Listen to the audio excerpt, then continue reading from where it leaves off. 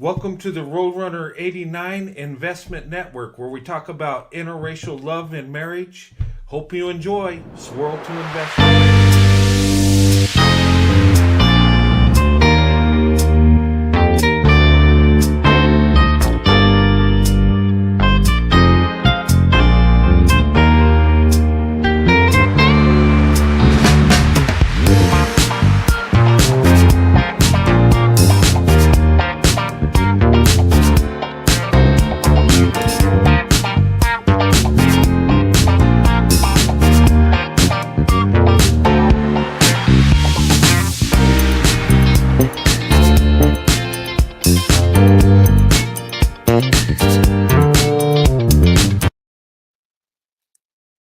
All right, welcome to tonight's live. Welcome everybody. Everybody's coming on.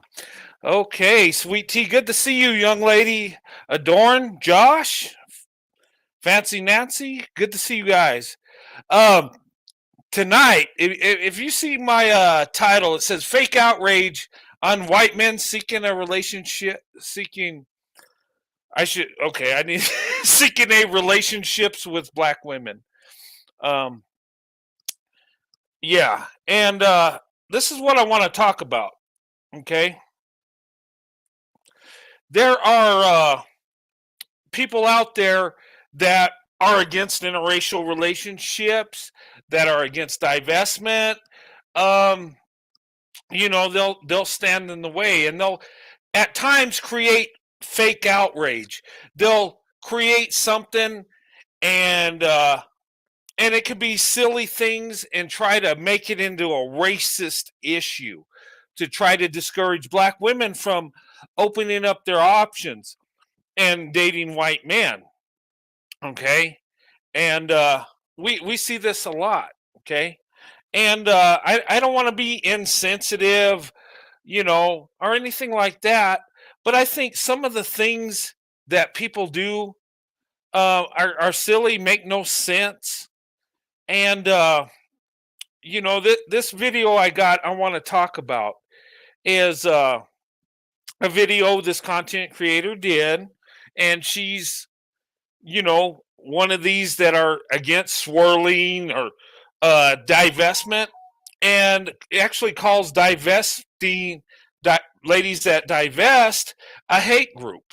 Okay, um I don't consider that a hate group at all. I think divestment is black women looking for the best option, trying to get out of their situation, thinking about safety, a peace of mind, getting out of a certain culture, okay, because of the way they been treated, okay, um, how it's been explained to me and what I seen, okay, out there. I understand why black women divest. I get it, and in a lot of cases, black women need to do this, okay, for their own safety, for their own well being, for their happiness. And it's not necessarily going to date a white man, okay? And it's been explained to me divestment is not that, okay? It can lead to that, but it's about getting out of a certain mindset, getting out of a certain community, for safety reasons, for to have a better life, to have more peace of mind, okay? But I'm not going to get into divestment because I'm not a subject matter expert in that. Okay, I'm just telling you what I think and what I've been told. Okay, but I want to show this video, and content creator did a reaction on this video. This video is it's silly. I took it when I watched it as a video that's okay. I mean, you could laugh at it. It's I think the man's intent was, I think he was showing love to black women, but in the same case was being silly about it. Okay, he was trying to be funny, and a lot of silly videos that might have a little bit of shock value go viral. They really do. And I think he was just trying to be funny and trying to show a little love for black women on the side. But you make the call when I show this. And some people are outraged over this, saying it was race play gone wrong. I don't think so. I think it was just a silly video. Um, I don't know why people are emotional for it, but you let me know. I'm not a black person, so I can't say how black people feel. Okay. I'll just tell you what I think. Okay. And I'll do it respectfully. Is I don't want to be mean or insensitive. I don't, but um I've been meaning to talk about this. And I see it as a problem. And I'm going to tell you why when we watch it as I break it down. Okay. And you've seen this video before.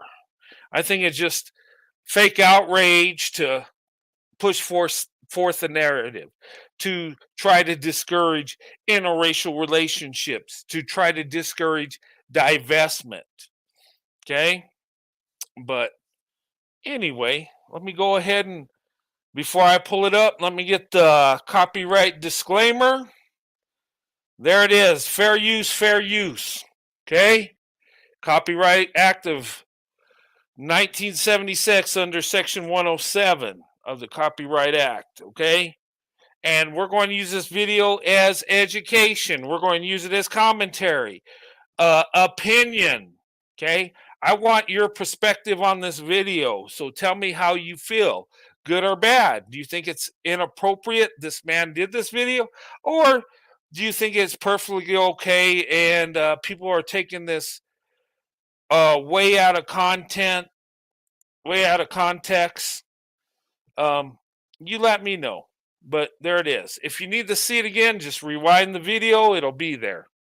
Okay? But fair use under the Copyright Act of 1976, Section 107. Okay. You guys ready to get into this? Let's do this. Okay? And you'll recognize the content creator. She's against divestment. Okay? Anyway, let me go ahead and pull it up. This video was sent to me. Okay. All right. She's going to explain the video. And she took a lot of offense to this. And let's watch it. And you tell me what you think. This video was sent to me of this white guy apparently trying to appeal to black women for some mixed babies, y'all. And he called himself appealing to black women through fried chicken and weed. Okay, does that fried chicken look good? Hey, that looks like a pretty good dinner to me. I don't know. You make the call. Before I get into this, I want y'all to check it out. I ain't gonna lie, y'all. These Beckys with the good hair be stressing the motherfucker out. I can't be doing that shit no more. You know what I'm saying? So I'm gonna need one of you fine ass black ass queens. Bring your little fine ass over here. Come take your spot. I got your plate. You know what I'm saying? I got your plate ready, homemade fried chicken. You know what I'm saying? Come get these mixed babies, girl. That gas rolled up. I'm waiting on you, baby. Let's go. So this video was obviously disgusting. I mean, first off, this dude is coming with zero game. He has this nasty, dry, oilless looking fried chicken. He didn't do his hair. He's in like a wife beater. So okay, what do you think? Is he coming with no game?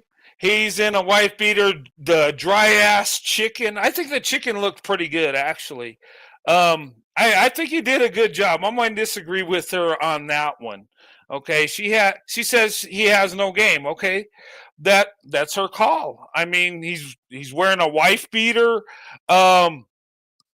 Okay, well, I'm going to take offense on wife beater. Are you saying that beating a wife, you co-sign on that? You think it's okay?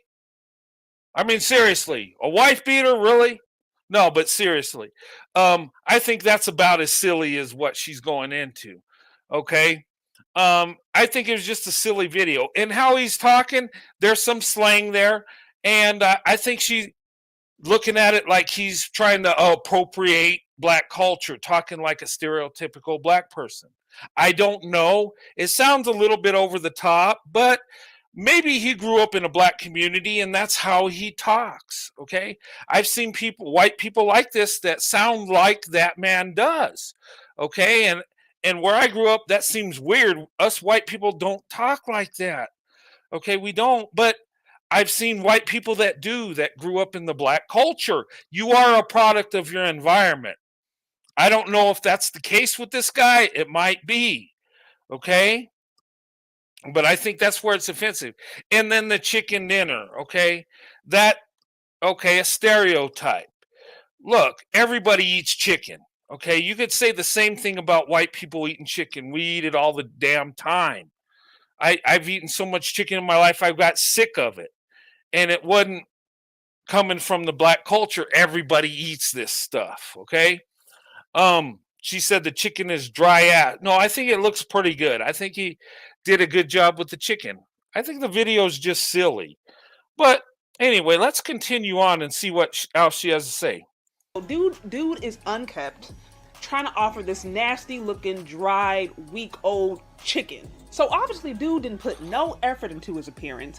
And on top He's breaking it down. of that, he's going around with this whole Wookiee persona, y'all, trying to appear to black women or appeal to black women as if he's one of them. Like this whole wankster Wookiee personality. I don't know what that's about.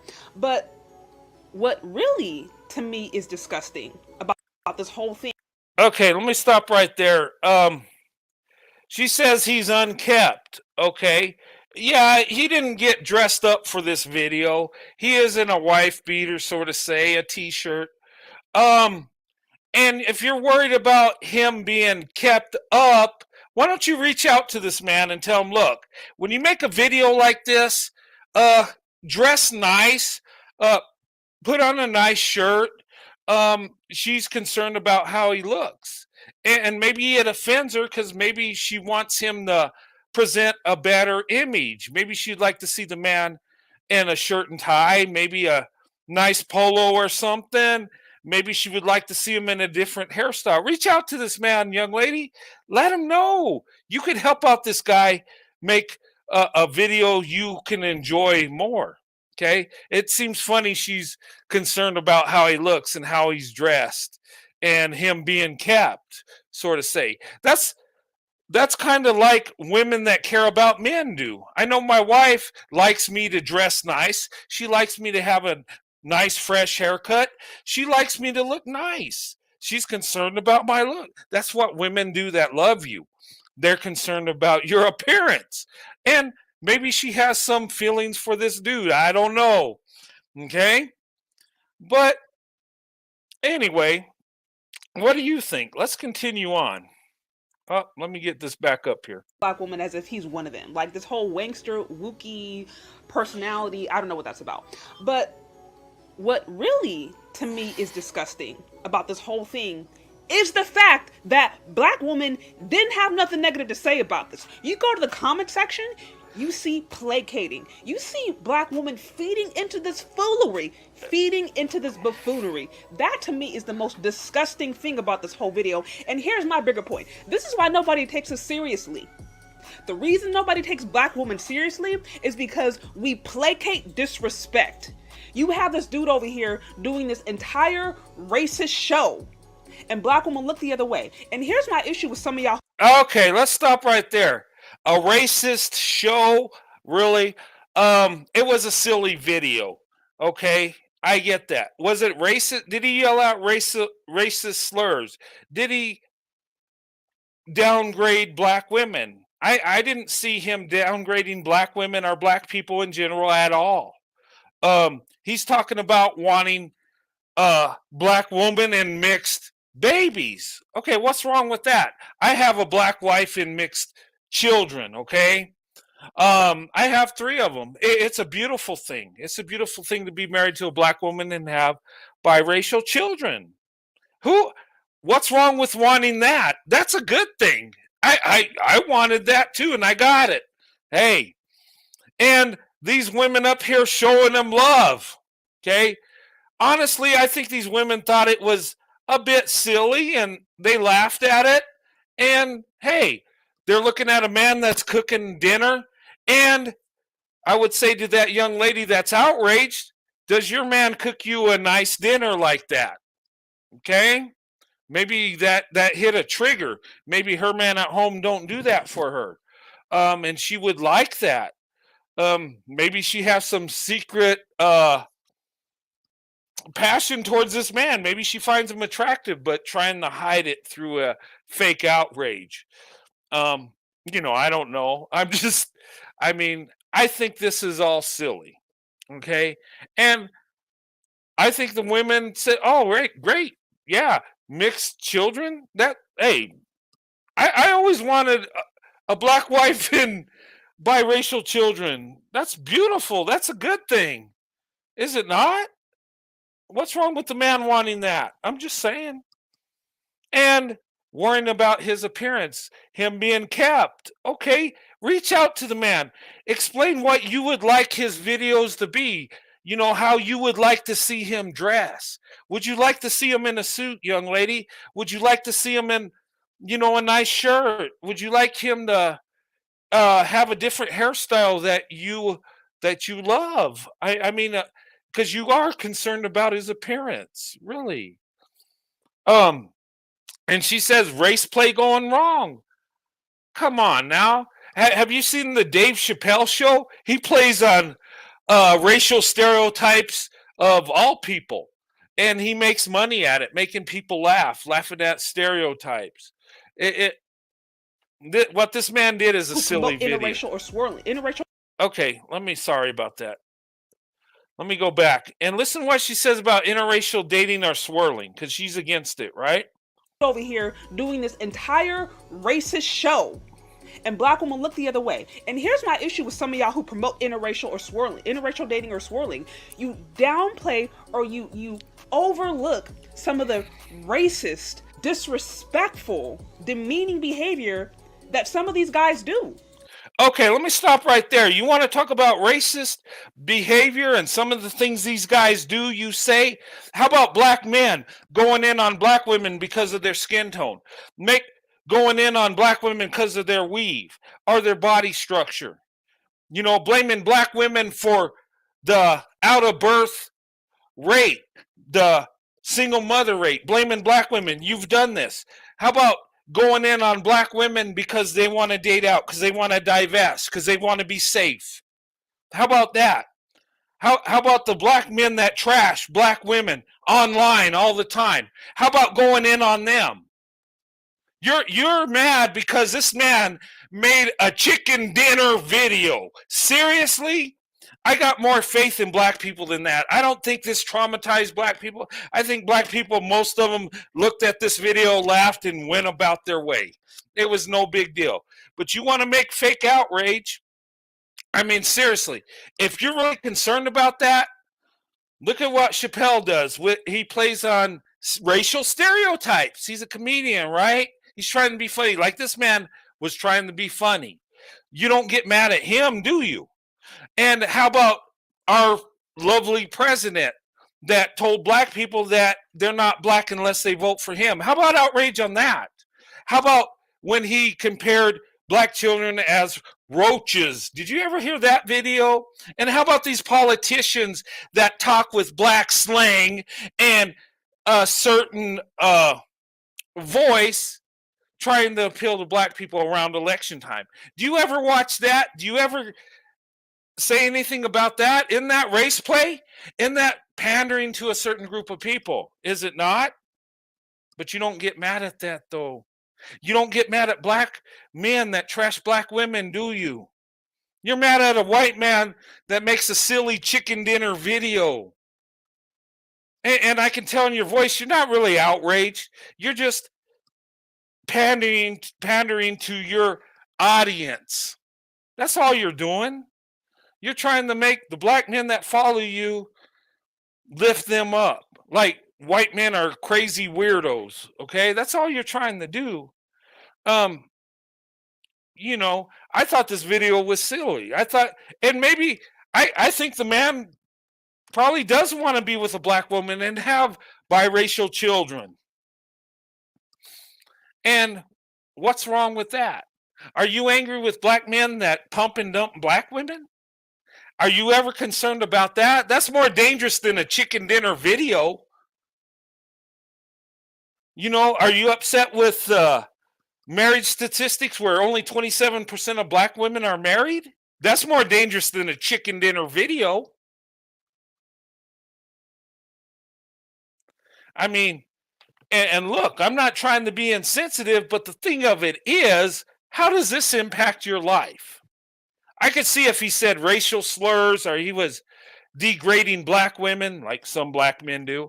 I could see the outrage then. But he's making a chicken dinner and he's talking in a certain way. Okay, who did that hurt? Really? Is that so racist and dangerous and horrible?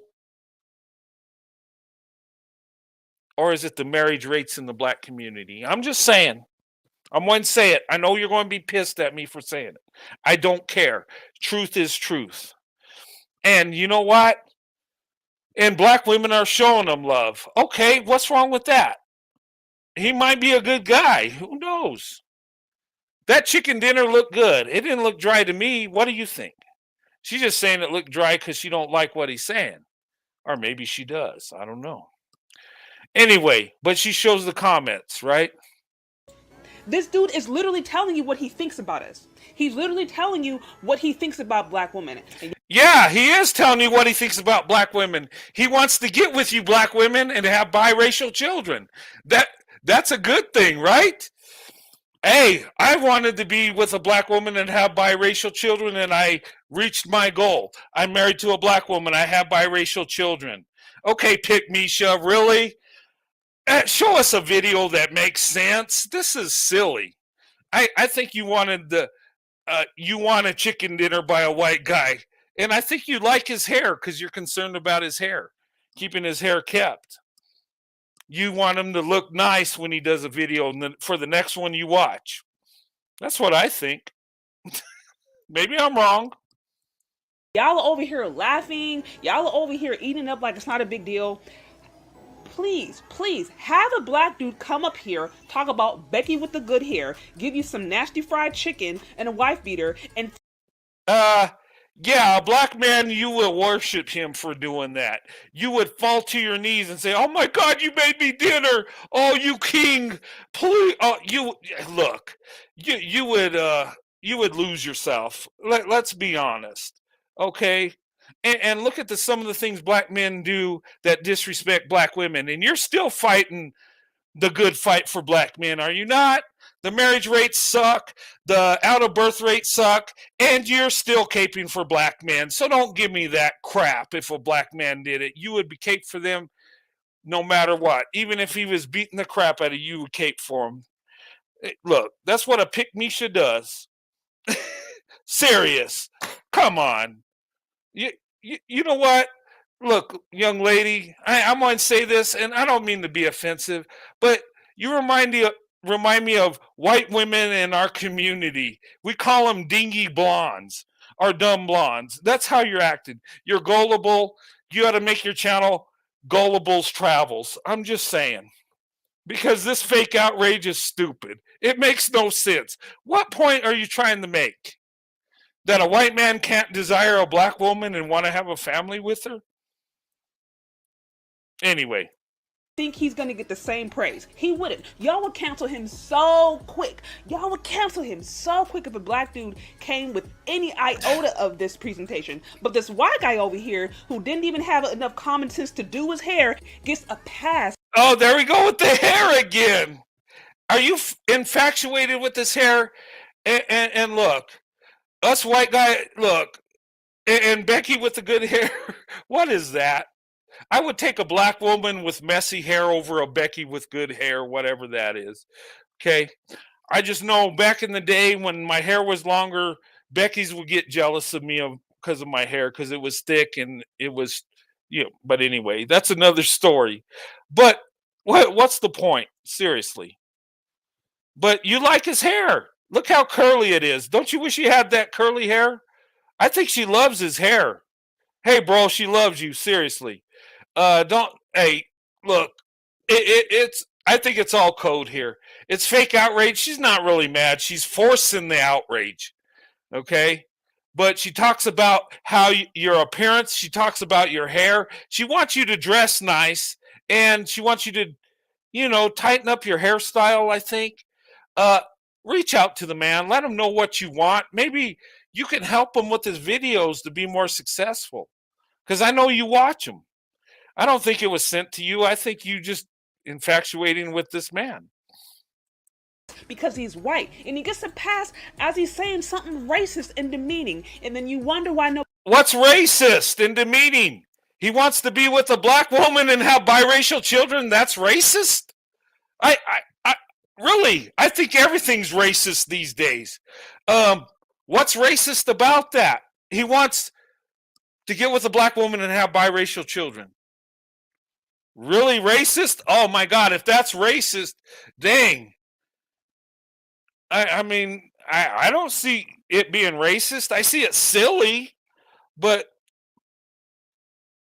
yeah, but he gets a pass because he's a white man. Not by you though. Not by you, Pick Misha. You're there to slap him down, right? For the black man? Yeah, that's what.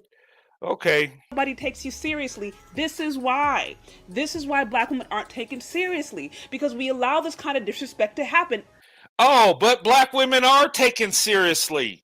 Have you looked at the marriage stats? Did you know the most successful marriage is black women, white men? So we do take black women serious. Oh yeah, we do, baby.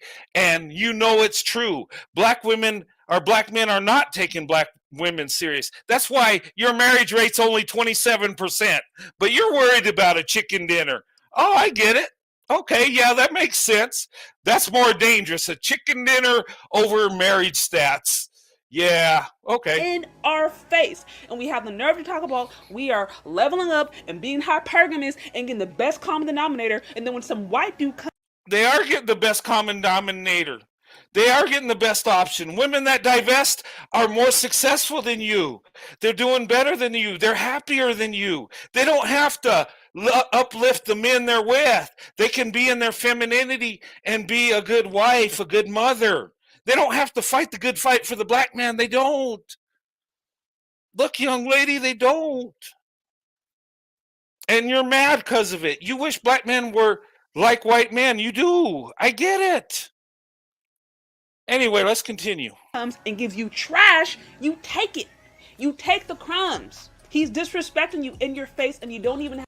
Oh, look at that chicken dinner. That looks good, man. Hey, bro, can you send me a recipe? Because you know what? I'm not a good cook. I'm not. I cook good in the backyard. I barbecue good. But give me the recipe if you're watching this, guy, because I'd like to make a chicken dinner like that for my wife. You know, it looks pretty good. He's got the chicken, the macaroni and cheese, the collard greens. Yeah, my wife makes that food too, and it's pretty good. It's not the healthiest, but I mean that dinner. Hey, I think it looks good. The chicken don't look dry. She's full of crap. She don't know what she's talking about, and she's probably jealous because her man ain't making her dinner.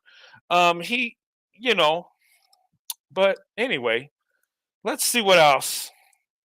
Have enough common sense to acknowledge it, to understand it, to recognize it, to call it what it is. And it's disgusting, and it's disrespectful, and it needs to be called out. This is a disgrace. Yeah, but black men going in on black women about their weave, about their skin tone, making them single mothers, that's not disrespectful. That's showing true love. But this man with the chicken dinner, yeah, that's over the top. That's just totally horrible, right? Um, maybe you want a man like that. Maybe you want a man that will cook you dinner one night, when you come home late from work, working the two jobs, keeping your Tyrone happy and stuff. Maybe you would appreciate if he made you a chicken dinner. Maybe that hit a trigger. What do you guys think? I think something's going on. I mean, this Pick Misha, this is the Pick Misha of the Pick Mishas. I mean, she's gullible as can be. I mean, she tells black women that divestors are a hate group. She says that because most white men aren't marrying black women, not to do it because the numbers ain't there. I mean, it makes totally no sense at all. You know what? Most people aren't millionaires, but is it wrong to try to be one? Most people don't have a good marriage, but should you not strive to have one? Heck with what most people are doing. Most people are going off the side of a cliff. Do what's best for you. Do what works for you. Go where you're loved. Seriously. But let's continue some more. Any woman who would look at this and think that this dude is offering anything, you really got to check yourself. You really got to ask yourself whether or not you have any iota of self-respect. Well, I bet he's offering more than a 27% marriage rate. I bet he's offering more than the pump and dump. I bet he's offering he's at least offering a chicken dinner. I mean, he's offering something. You know, I mean, look at the stats. What's really being offered by being race loyal? Really, what's being offered? Let's be honest. And look, there's good and bad in every group. There are good men in all groups, okay? But look at the stats. Stats don't lie. Look at the marriage rate. Black women, when you marry white men, you do so much better. And us as white men, when we marry black women, we do so much better. We just do. We're meant for each other. We need to fall in love, marry each other. And look, white men love black women more than black men love black women. It is a fact. And go ahead and call me a liar. Just look at the marriage stats, and that'll tell you all you need to know. I've been married to my wife over 28 years because I love her. She's everything to me. She is the prize. Where in your case, he has to be the prize. Okay. But we're not talking about that. We're talking about a chicken dinner race play. How about the couple with the black man, white woman that made that video about being on a plantation in slavery days? That was more race play than this. This was just a silly video. And you know what? This man will probably be more loyal and more loving than most men in your group. I'm just saying. But hey, you can be outraged at this. I think there's more problems in the world to be outraged about than this man making a chicken dinner. I'm just saying. Why would you allow a guy to disrespect you?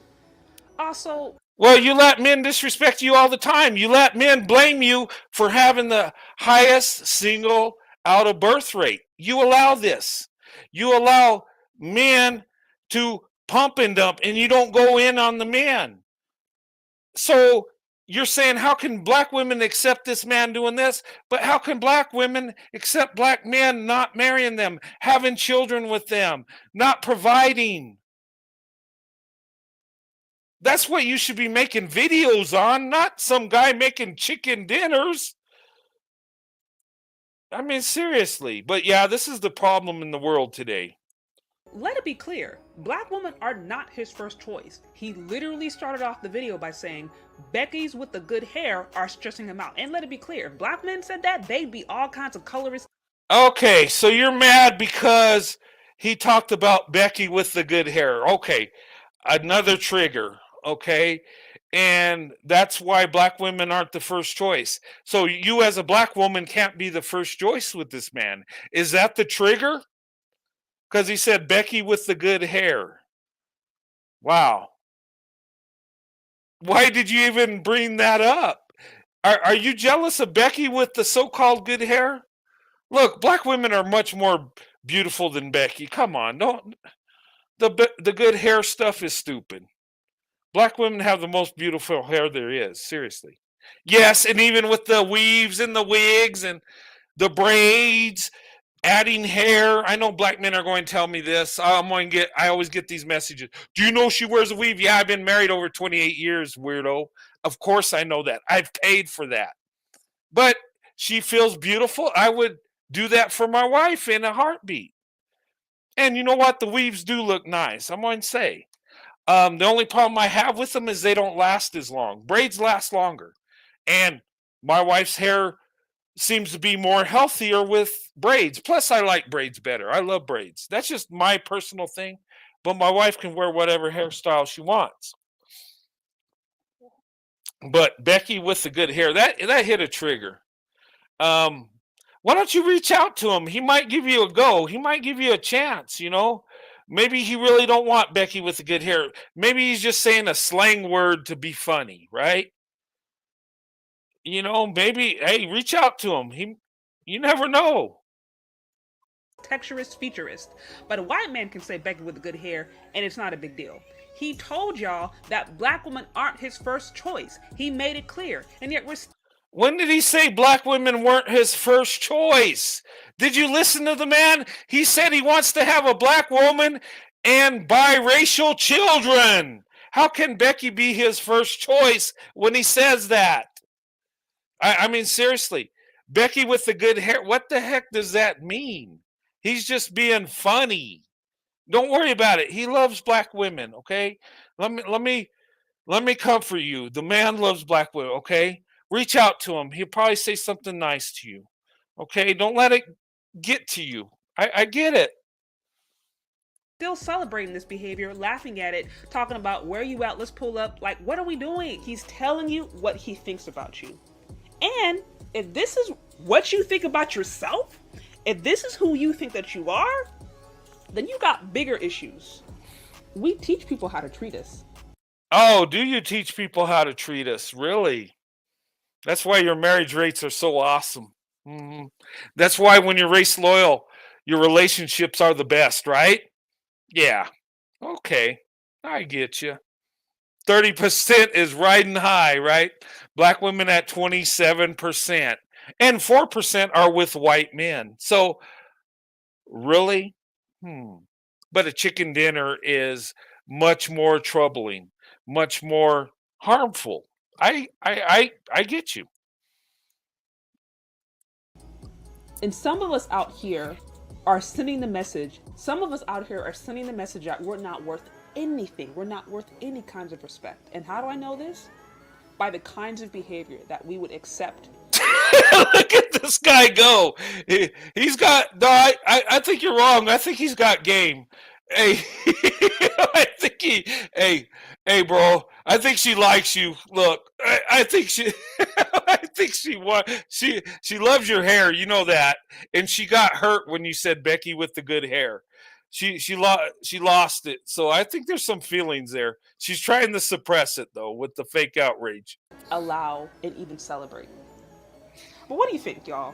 Do you agree or do you disagree? Let me know what you think. Leave your question. Boy, that chicken dinner looks good. I'm getting hungry. Hey, what do you guys think? I don't look dry at all. I've eaten a lot of chicken. Seriously, that looks pretty good. It don't look dried out at all. And looks like he's got macaroni and cheese, collard greens. I don't know what this is. What is that? It looks pretty good. I don't know what she's talking about. But, you got to talk about the chicken dinner when you're more worried about his hair and how he dresses. Questions, comments, concerns in the comment section below. Thank you so much for listening if you've gotten this far, and we'll talk later. Bye. All right. Just give a shout out to Shay Gullible Sade.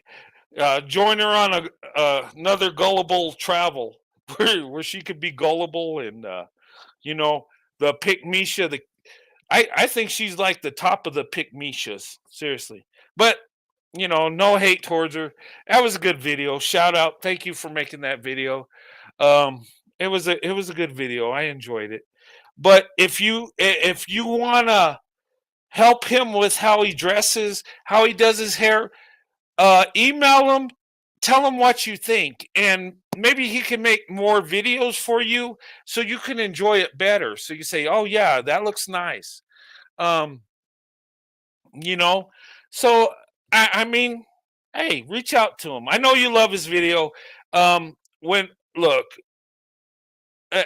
I'm not trying to be funny, but when a woman's worried about how a man's hair is and how he dresses and gets triggered when he says Becky with the good hair, if she's not interested, why would she care that he says this? It's just weird. And you could tell in her voice she's not really mad or emotional. It's just like she's trying to force the outrage. That's what I got from it. I mean, what do you guys think? To me, the video was silly. Look, He didn't say nothing racist. He didn't. He didn't.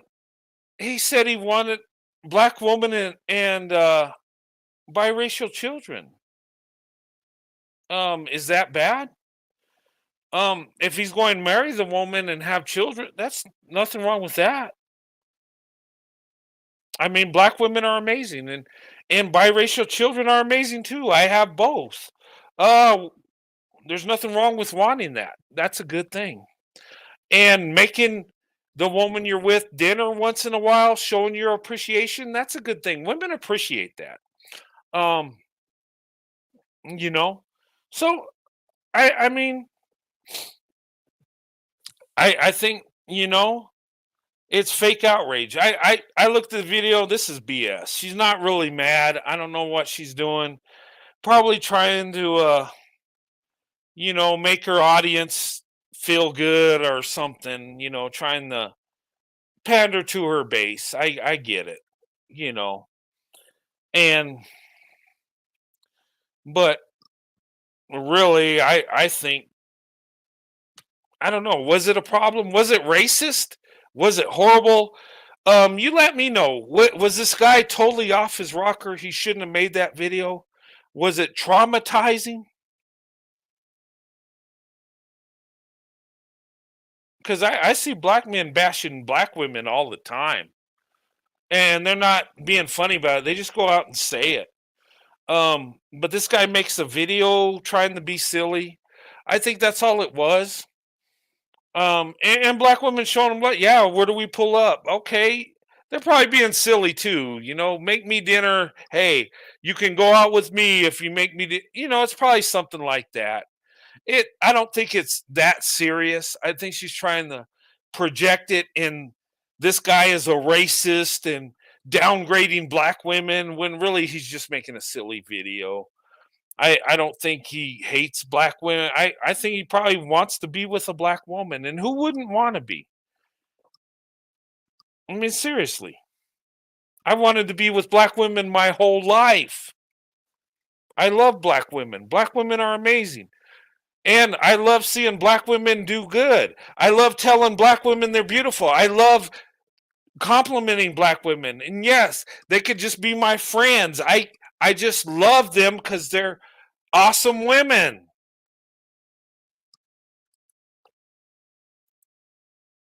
But, she's triggered from this video. And I think there's a lot worse stuff out there she could get mad about, rather than a chicken dinner and him talking with some slang. I mean, really, I think most black people will look at that and just laugh and just move about their life. I think she's trying to make something out of nothing. And for someone that says that divestors are a hate group, really, women that try to stop other women from opening up their options, that's the real hate group. Divested women are trying to move on with their life. They're trying to find a more stable environment. They're trying to find a community where they can flourish from, where they can find some peace and be in a safe situation. And yeah, some of them will date out, marry out. Nothing wrong with that. But anyway, hey, how's it go? How's it going? Yelling, popping. Good to see you. Hey, thank you, Brent. Thanks for having me here. Oh yeah, welcome to the show. Good to see you. And Afro Angelique, good to see you, young lady. Hey, Or may I say Storm? Creating. that's Yeah. look, that's where I'm at right now. Yeah, there you go. Yeah, I just thought, ladies, I would do a reaction on this video. I thought it was at best silly. I didn't think it was racist. I know she was calling it race play gone wrong. And I just think that, well, she's against divestment and interracial relationships. She says she's not against interracial relationships, but really she is. And Absolutely. I think she's trying to shine a bad light on white men that want to be with black women. And I guess it could be seen as stereotypical because it had a chicken dinner, and he talked with some slang, and but other than that, there was nothing racist I picked up from it. I think he was just being silly, and maybe he talks like that. I know white people that sound like him, and you look at them like, "What are you doing?" And that's their environment. You are a product of your environment, are you not? I know some black women that sound like Valley girls that grew up where I did, and it's not that they're trying to sound. That's how they talk. That's their environment. That's how people talk in their environment. Um, you know. So, but other than that, I thought it was a silly video. I thought he was just trying to be funny and get some views. And he probably does like black women. And, but to make it sound so outrageous, like it was just so horrible and hurtful and all that, um, He was just being silly. Sometimes you just gotta be silly. yeah, I think that's all it was. But I mean, if she wanted to see some hurtful stuff, look at some of these guys trashing black women online, saying horrible stuff. Good. She promotes that stuff. Yeah. Yeah, but you gotta understand, they don't care. They don't care. So my opinion on it is, first of all, he looks like he was just joking around. He said a lot. Okay, so I'm gonna try to break it down. Firstly, here's what I find interesting. If a black man cooked that, black women would gobble that shit up. If he brought that chicken that home from Popeyes, she'd be so overjoyed. Oh, look what he got, look what he did, look what my man did. Okay.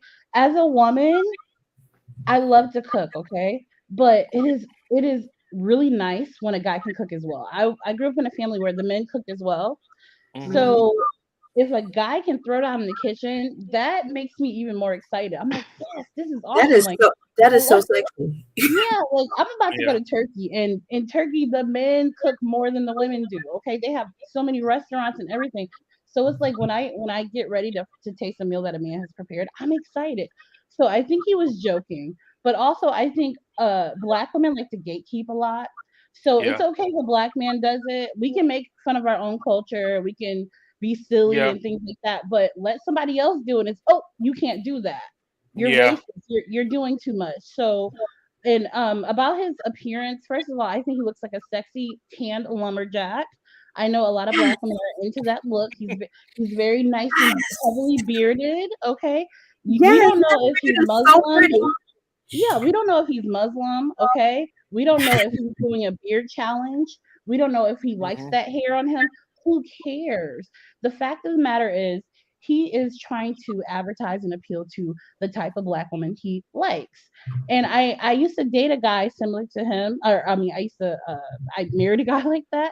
And outside, he looks like, okay, he's kind of slumming it, but he was actually well off and he just looked blue collar. A lot of these guys are business owners. They own mechanic businesses, car, all kinds of things. So they look rough when they come in.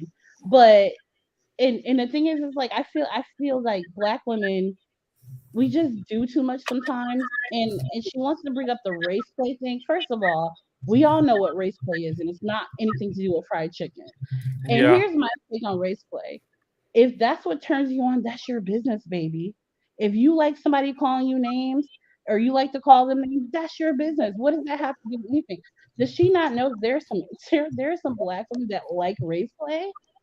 Yeah, but I mean, but what I don't understand with this race play thing, I mean, don't black women play race play with black men too? It's like I don't get it. Like we all do it. It doesn't matter. It doesn't matter if you're with somebody else. It doesn't matter. It all comes down to that. Well, I like race play. I don't care what I do too. I don't care. I'm a switch, and I love that shit. Look, look, we go back and forth with race stuff just in our language.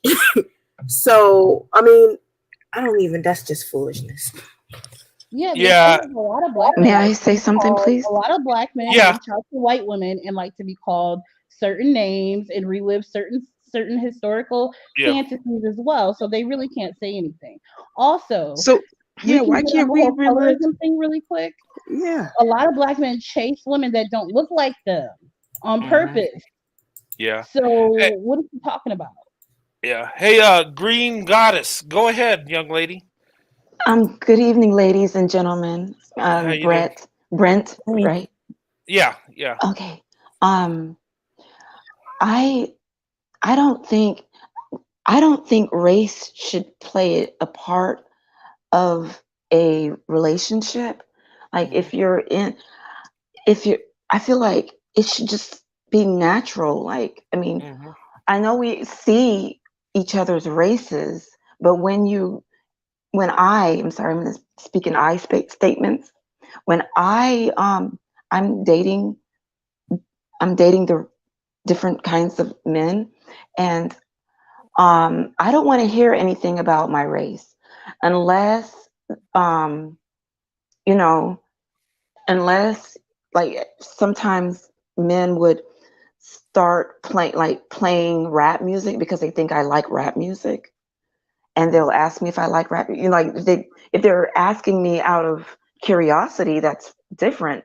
But as far as putting race at the forefront of when I'm trying to get to know someone, I don't think that would be a good idea. It should be the person, Hmm. not exactly the race, because getting to know other cultures, other people, as far as who and what they stand for. And it's kind of like a red flag for me when someone, it has never happened to me, but if someone want to approach me and want to have race play, that would be like a red flag for me. Yeah. I feel like Okay. So me as you're a not into person. race play, right? That's what you're Yeah, talking yeah, about? yeah. Okay. Because Yeah. I mean that it depends. If I'm physically attracted to white men, so because you guys already know why I'm physically attracted to them, so I don't have to really talk about it. So it is what it is. So you're not into race play. Is that what you're saying? Hmm. I'm saying, why do we have to? Why do I mean, I wouldn't bring race into with someone that I'm trying to get to know. Well, we You do. know, The thing of and our yeah. major motto on this channel is character over color all day. Yep. So I mean, we but promote character over color no matter what race you're dating. It's up to the individual to set their own boundaries in that particular field, but it's like choose a person based off of their character, because and also be healed, because otherwise you will go to different races seeking the same man. So that's we're about healing and character over color. well, I gotta say, I mean, this is a interracial dating channel. We talk Mm-hmm. about race. Yeah. And We Right. What acknowledge different races? ourselves Yeah. as the race we came into this world as and the unique perspective. How can we say we're going to get to know another culture without acknowledging our own and that it's different? um, Mm-hmm. I I agree. get it. I'm just saying. However, yes, I believe all of us are Black women. The thing is that we're all women, and we have a lot in common with a lot of women of different races and cultures. So um, I believe I believe it's a culture thing that I would want to get to know another person's culture rather than I already know what race you are. There's already stereotypes out there, so I already You just said that we're like other races of women. How are we like other races of women? Because That that's very interesting. Okay. For example, Other w- than we're women, other than our biology, how are we just like other races of women? because we have different structures. we're seeking men who are providers and protectors. We're seeking men who are leaders. We're seeking men who are, you know, Yeah, but they're seeking their men. That's what they're seeking. We're Yeah. not seeking, for the most part, they're seeking their men. For the Yeah, most part, we're seeking we're other cultures. We're we're seeking other not cultures of other men. cultures. We're seeking other races of men. That's just what it is, particularly Yeah, white men. particularly So white We as men. women I'm trying to have figure a out. I'm trying to figure out where you're going with this, because what you're saying is not really making any sense. It It's not to doesn't. me. Green It No. goddess. doesn't. So you're Green not goddess. looking for a man that's protecting and providing for a family. Green goddess. That's Yes, new to I me. am, but but you're saying that Black women are like other races of women. Black women are not like other races of women. And We're how's not. that? How's that? Other than our biology and the fact that we're females, that's it. Most women are looking for men in their own group. We are the only women that cannot look for men in our own group. So that makes us not the same, because most groups of women have collective providers and protectors and builders in their community. So what you're saying is not making any sense to me. Even though I am looking for someone outside of my race, I'm still a woman looking for someone who I'm looking for the same thing uh, the world of women are looking for: And love, that's true, but you have to respect. contradicting also yourself. understand that you're a Black woman. So Maybe. being a woman, yeah, but you're still a Black woman. And unfortunately, we're really not looked at as women. Yeah. We're Well, that's really too not. bad. I And don't we care what and we anybody else also, looks at me as. I don't understand what would they look at us as if not women? but the thing is that we are the Who least. wants to answer that question? If they're Okay. not I'll looking at answer us it. as Green women, then goddess. what are they looking at us as? Where Can I we can act I like women. can I answer Green that? goddess. I think the issue is you mentioned that you're not into race play, and that's kind of where it tumbled off. And that's fine. You don't have to be into that, boo. No, none of it. We all like different things, but we're Yeah, different. We're yeah. different women. We're different. you know, our kids are I gonna come out looking different from other people, I other respect that. women. So I respect that. But yeah, we all respect each no other. matter the fact that I am an African American woman, I'm a woman. I like putting on makeup, heels, dresses. So you trying to tell me that I'm not like other women just because I'm looking for No, I men don't No, think outside no, of no, my no, you race? no, I'm no, not no, a no, no, woman. no, no. I It's a think different mindset because when you think about it, Black women are the least protected, the most disrespected woman on this planet. So the thing about it is that the reason why we are not like other women, because we are not treated like women in our own communities. We have to go elsewhere in order to get that protection and that man that will provide, because we don't. A lot of men in the so-called Black community do not protect and do not provide. They treat us as a commodity, and I'm sure if they had the opportunity to sell us off, they would. So it is not a healthy community. Whereas if you go to other communities, the men will protect their women. They will make They sure will, that they and they take care of also them. protect Black women. I have so been Yeah, protected by a lot of white men, Yes, but you a haven't lot of but that's protected. what we Asian, were and But what talking about I about. want to but yeah, hop what in. about the Black men? Has a Black man protected you like a white man has? no. Exactly. Exactly. That's the point. Okay, I want to That's the hop point. in. I have two things to say. Number one, I know you would like to believe that we have a true sisterhood with other women, but we are different. We are completely different. And the And don't moment, be. and I don't mean to cut you off. Yeah. hold on. The moment we think that we have this sisterhood, we find out who's voting in opposition to us. We find out who is making decisions at our jobs in opposition to us. We find out who's in HR making opposition to us. Okay. So yes, we have commonalities as women, and we are looking for men biologically to protect and provide for us. Okay. So that and superficial things like putting on a dress and makeup is cool. Yes, we have that in common, but as a Black woman, we have different things going on, especially from where we come from. Okay. And So that's let number me. one. Okay. And number two, if as a divested woman, I have to see race. You can call it discrimination if you want to. I yep. don't mind it. When I see a Black man, it's a no. and I'm going the opposite Well, way. he can have the best character. I'm still not gonna choose him. I'm not even And talking to him. yeah, I, and I, let me say one thing. I'm so sorry. There's a lot of fake Black women empowerment going on. Okay. Um, so let's keep it real here. These other races of women, you really think they want you with their men? They don't want you with their men, especially a Black woman. Okay. So I'm just gonna be real with you. So, and you know what I'm saying? I'm just telling you because I see a lot of fake Black women empowerment. I see a lot of Black women are with non-Black women and they're using them. Okay, because I am a very attractive Black woman, and I can tell you right now, these other races of women do not like me because I am a highly attractive Black woman and I know I can get their man, facts, and they know that I know that. facts. Yes, they do. And Okay, you're going. You know so that. I'm just putting it Okay. out there.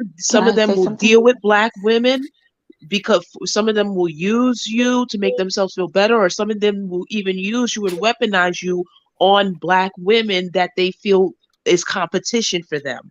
So I'm And just putting it out there and I'm letting you know because this is something that I've experienced all my life. I'm a very attractive Black woman. Okay? Very attractive. And I can tell you right now, these other races of women don't like me. yep. And And you know pro. Well, I'm what? glad I don't give a fuck. Sorry, go ahead, Brent. No, I was going to say she's right. I have seen her. Yes, you are pro white leadership. Yes, and she is a Black woman. So all you trolls that say she's a white woman, no, she's not. Okay. But May I speak? anyway, yeah, go ahead. Um, okay, so I know that I have that same problem actually. However, it's time that I think um, can I tell you a quick story though? There are women. It's a new day. It's new. It's changing. The vibrations are changing because there was a time I locked my keys in my car and I went into this business and I was so upset because I was like, oh my gosh, oh my goodness. And this Black lady at the counter, she was like, is there something wrong? And I explained that I locked my keys in my car. And she called AAA with her account and she got my car door unlocked. And I was like, wow, So these are the type of things that happen.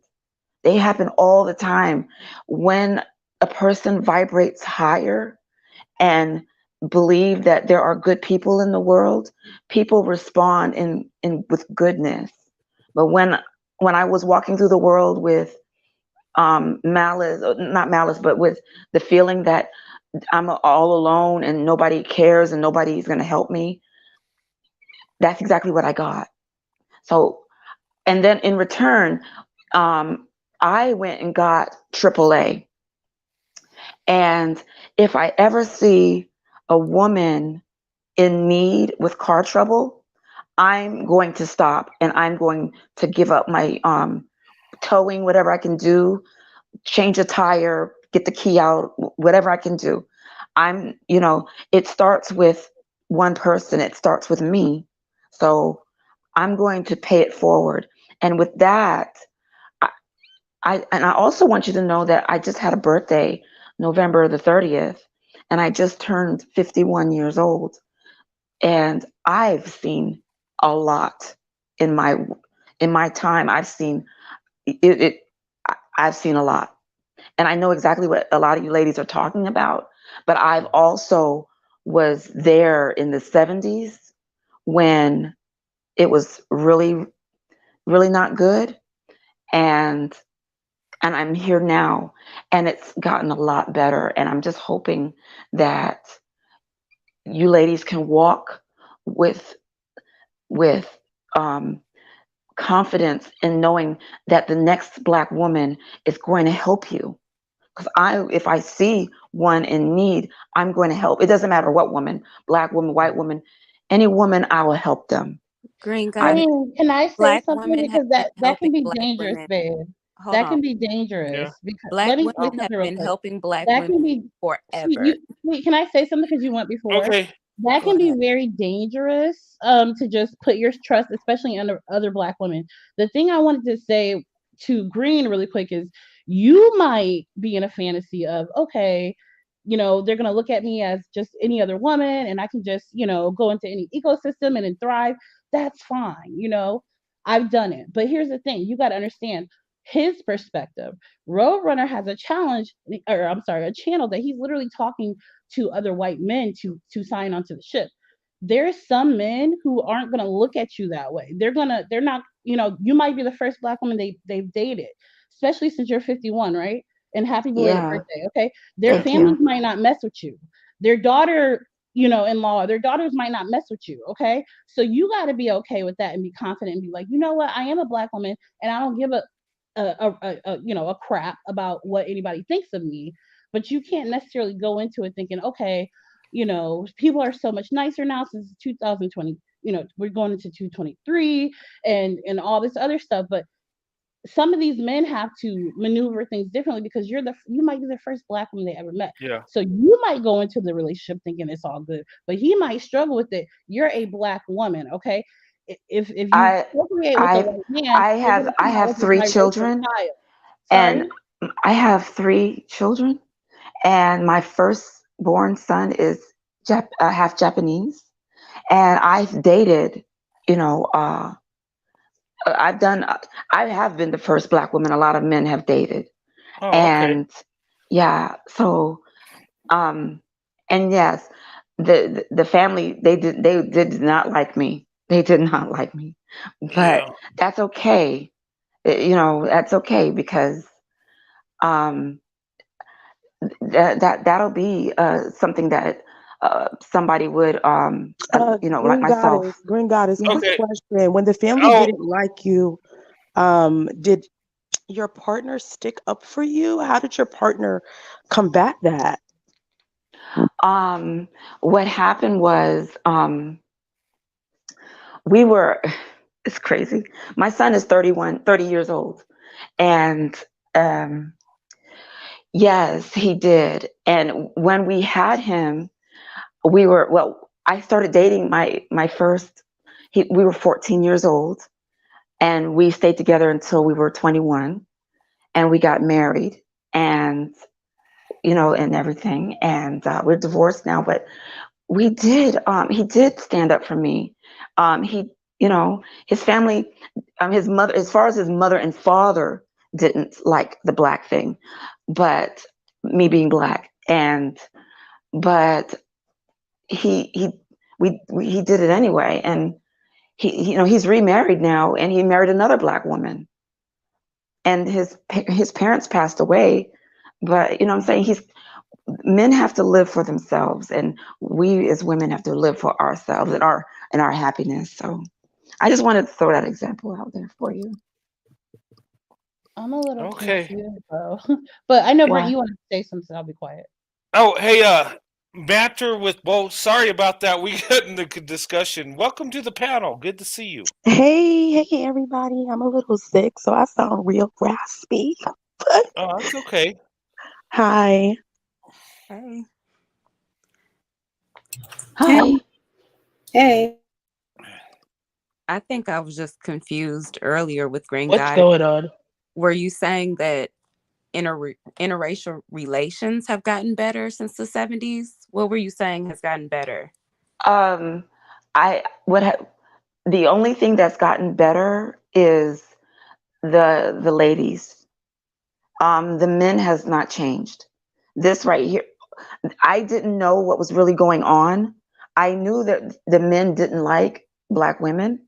I knew, it was wild. I couldn't, it was hard for me to, put my finger on what was going on. But I'm new to the internet, and I learned, I was like, so that was what's going on. That was what's going I didn't know. But this thing about Black men and white women, that has been going on for a long time. And mistreating Black women, that has been going on for a long time. The So only you thing that's gotten saying The only thing that's gotten better is that the Black women are not taking it anymore. Okay. And yeah, and I'm noticing that a lot of Black women in my area are dating outside of their race. So, and I've always done it. So, Yeah. yeah. I hope that answered your question. Yeah, absolutely. Well, I think that I mean, I already knew that as a child. I knew that these group of people did not like me. So, and what I mean by that is that I learned that just dealing with my family. Because I go into it again, a lot of this starts from the home, and we learn, we learn that we're not liked by our own family members. So, because where are we usually? We're either as children. So this is something that I knew something was wrong with the men in my family because I grew up in more of a suburban area. So there was other races of men around, mostly white men. So I knew as a child that Black men did not like me. Okay. And I noticed a difference between Black men and white men growing up as a child. I'm gonna tell you the truth. I this is so sad. This is, because I'm just like waking up, and I'm like, I knew it because even my grandfather did it. He mistreated my grandmother, and he We went with, already know yeah. they're not your family members. They're just they're going to say that they're your family members, but they're not your family members. That's how they disarm you. Mm. They don't So like it what do you either. suggest? I mean, well, what? I stay away from my family. I've been in more contact with them because of the coronavirus, because I was traveling on Airbnb for a while, but pretty much I stay away from them. I don't deal with them. They know about my YouTube channel. They know I told them about my YouTube channel, and the only reason why I told them is because I know that this is going to be something big.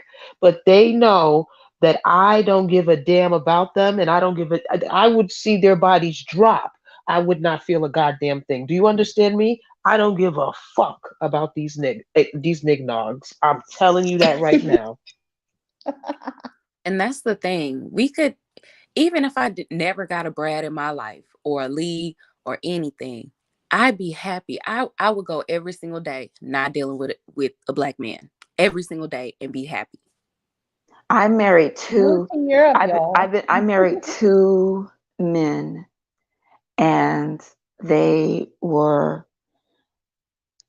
I didn't marry my childhood sweet, my first love, my first son's father. I didn't marry the Japanese guy, but I did marry two other Black men, and let me tell you, it was hell. It was hell. Yeah, I wouldn't suggest anybody do that. But yeah, it makes me very sad because my first instinct is to, be with someone of my own race, and I know that's Really? the instinct. Yeah, I don't got that instinct. I wasn't born listen. with I that. don't have that. I don't I got was. that. I didn't. My instinct is telling me to go to the conquerors of the world. That's where my instinct is going. You Well, don't understand how yes, I much do. But the thing free. is, I mean, Listen, circumstances are changed listen, have changed I that for me. knew at a young age that I was not going to have a child with a Black man. Yep, same here. I Same. knew that at a young age that I was not going to have a child. I used to always say, I don't want kids. You know why I didn't want kids? Because I didn't want to have it with them. Yep, that's me Yeah, also. My I just want to weigh in perspective. really quick, Green Goddess, about, Yeah. and this is no, I'm not trying to throw any shade, but not all of us seek out white men out of rejection. Some of us are not attracted to Black men. Like, I know that's kind of hard, for Oh, people to I'm like feeling I'm feeling the same conceptualize. way. But hold on, we're just there. I know it's when you come from the Black community, I get it. But as somebody who is from a major metropolitan city, hey, damn, I didn't even see you there. Is it's we're not all. It's not innate for everybody. I know for me growing up, I mean, I'm embarrassed to say because I'm such a nerd, but like Dawson's Creek was like my shit. Like, like I I was, remember Yeah, that. I watched that. I I watched was that Yeah, me Dawson's Creek. too. emo kid. Like I was the emo kid. I was the weirdo. I was into classical. Like the things that made me compatible, it just wasn't a part of Black culture. Like let's just be very honest. And not saying it couldn't be a part of Black culture, but I mean, people weren't going to Slipknot concerts with me. Like it wasn't happening. So I just not only was I not attracted to that, but I don't know about anybody else on the panel, but I'm very much attracted to people who like the things that I'm into, like just on a human base, right? You That want people to share the things that you enjoy. And I I don't get it. enjoy drama and bullcrap. Like that's just I get it, honey. Let me tell Yeah, you. I mostly I had, watched Degrassi when I was younger. I mostly watched I Degrassi and Merlin and watch white movies. Not on purpose. It just, I but don't see, to know. me, that's not white I had movies. to That's just suppress being my a attraction to person. white men. So, but I had to suppress my attraction to white men because it's so ingrained. My family was so against me dating outside of my race, and it was just like, so it was just like I had to suppress it. Now I'm too old for that BS. So I'm doing me. It's about me right now. Well, I knew when I I was 3.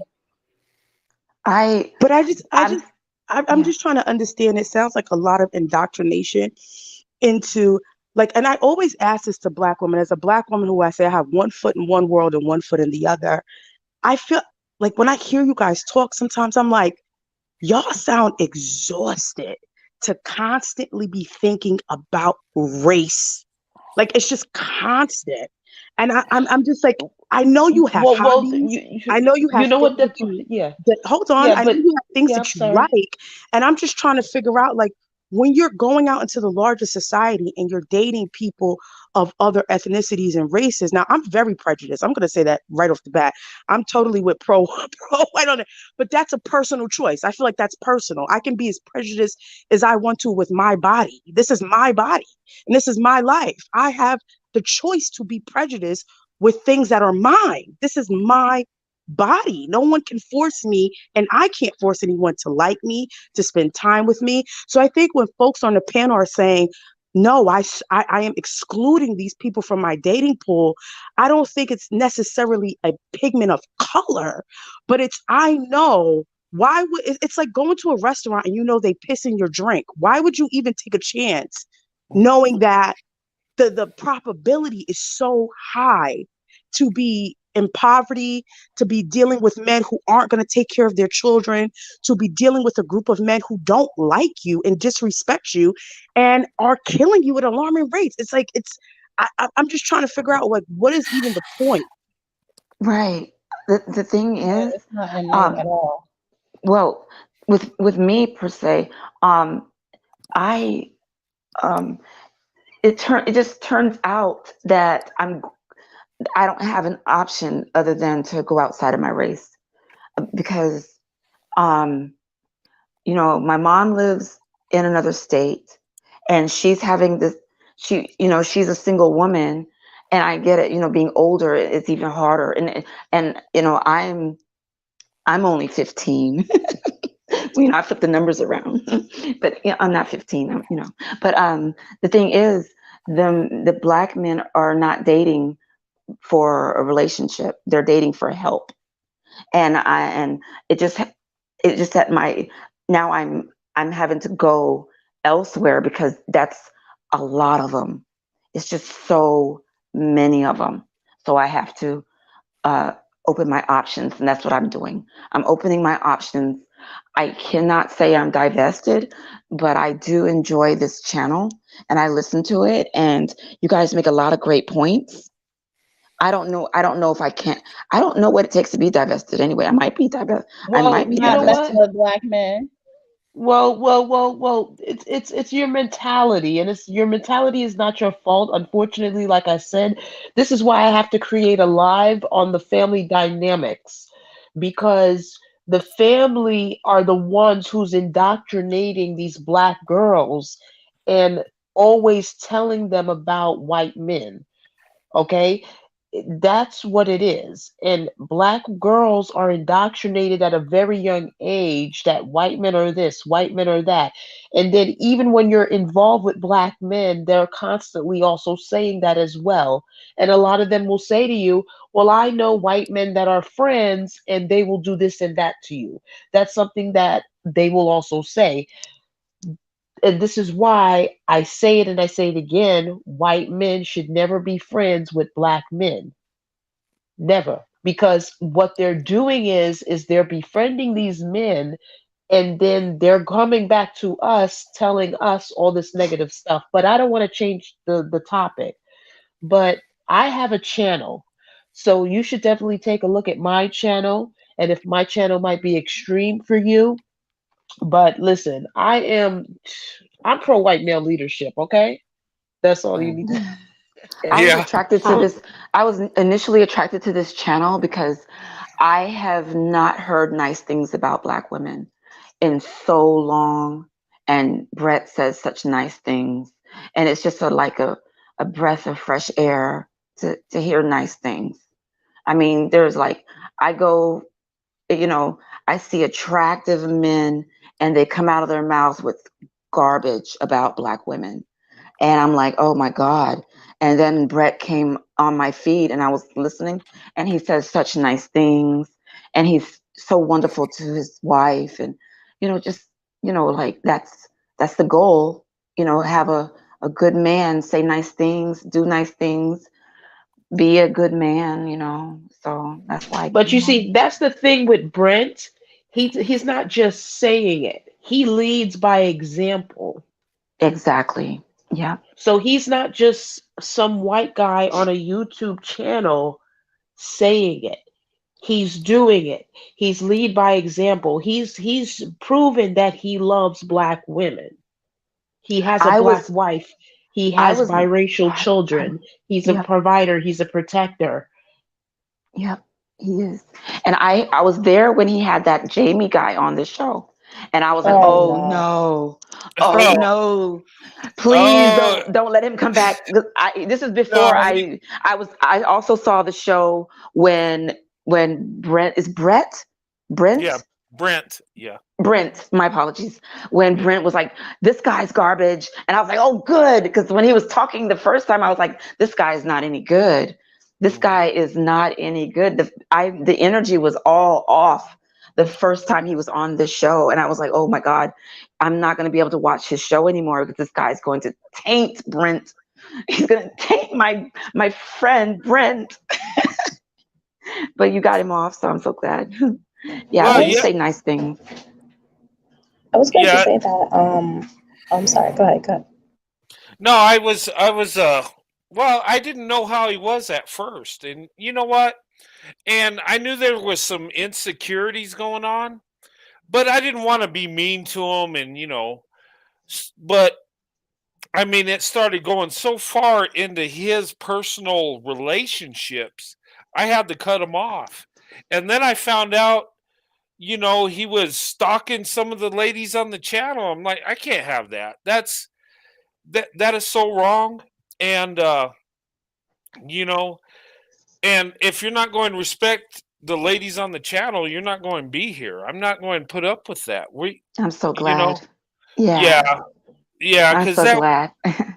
he I he was going. he He was a special snowflake. I will just say that. He was a special yeah snowflake. he needs therapy. He needs professional help. And he And kept saying he didn't need help. He didn't need to heal. And it was clear that he did. yeah, I mean he's jealous. He was jealous, and he hates white men. And I he mean hates, and he doesn't like black women either. He does. well But I got that from him when he was talking early in the show he was saying nice things, and then it went from that to very negative. He doesn't like, his preference He is doesn't not. like he doesn't like That's women, fine, period, because all women reject his little 5'4" self. Yeah, he was more into Latina women. He was on harping on the Latinas, and I was like, okay, this is a show for Black women. Yeah. So There could be Black Latinas. I happen to be one. Yeah, me too. Yeah. But he was not. But he wasn't talking about the Black ones. He was talking about the white ones. Yeah, he's. I think he just didn't have good luck with Black women, and that's why he didn't like them. Because you can't go to Black women with insecurities and complaining and unsure of yourself, because Black women have opened up their options to get away from that stuff. And I don't think he understood that. And as a man of a different race, you got to prove yourself, and especially white men. If he was a white guy, he would have lost it long ago before he did. Because can I say something, please? Go ahead. I'm sorry. I'm sorry. It's just, if I don't say something when I'm thinking about it, I'll forget it. And I should have a notepad so I could write it down. But Brett, what do you think about this? Brent. Yeah. My apologies. Oh, no worries. Yes. What do you think about this? I was standing in a parking lot with one of my, waiting for a friend to come out of a business. And there was this white guy, and he said that he doesn't have enough money to date white women, so he's dating a Black woman. What do you think about men that do that? Kick him to the curb. Don't mess with him. But then this beautiful Black woman pulled up, and he got in her car, and I was like, oh my God, that's horrible. He's a dusty. He's doing what a lot of Black men do. He probably learned the game from them. He just, if you don't have, if he really loves Black women, he would never say that. That is horrible. If you don't have enough money to date white women, you don't have enough money to date Black women. That is a dumb, stupid statement. I wanted to say something to the lady, but he got into the car, and I was like, I don't want her to be upset, so maybe she'll hopefully figure it out, or maybe somebody will come and tell her. But I didn't say it because obviously he don't respect the woman he's with. He don't truly love her, because if he did, he would have never said that. And even if he didn't have enough money and she was carrying him, you would think he would appreciate that and work his butt off to provide. But men like that don't. They take advantage of the situation. He's what we call a modern day pimp. Seriously, exploiting women, using their resources for their benefit. A real man would pay for everything, and if he can't afford to be with her, he would make sure he could afford it, or he wouldn't be with her. I mean, that is the dumbest thing. That says a lot about the guy if he's saying that. That shows a lot about his character. And ladies, if some man's like that, kick him to the curb. I tell my daughters all the time. I've told them, well, my oldest daughter's married, but I've told my daughters as they were growing up, if you go on a date with a man, when you get older, I told them this as teenagers, if he don't pay for the date, don't ever talk to him again.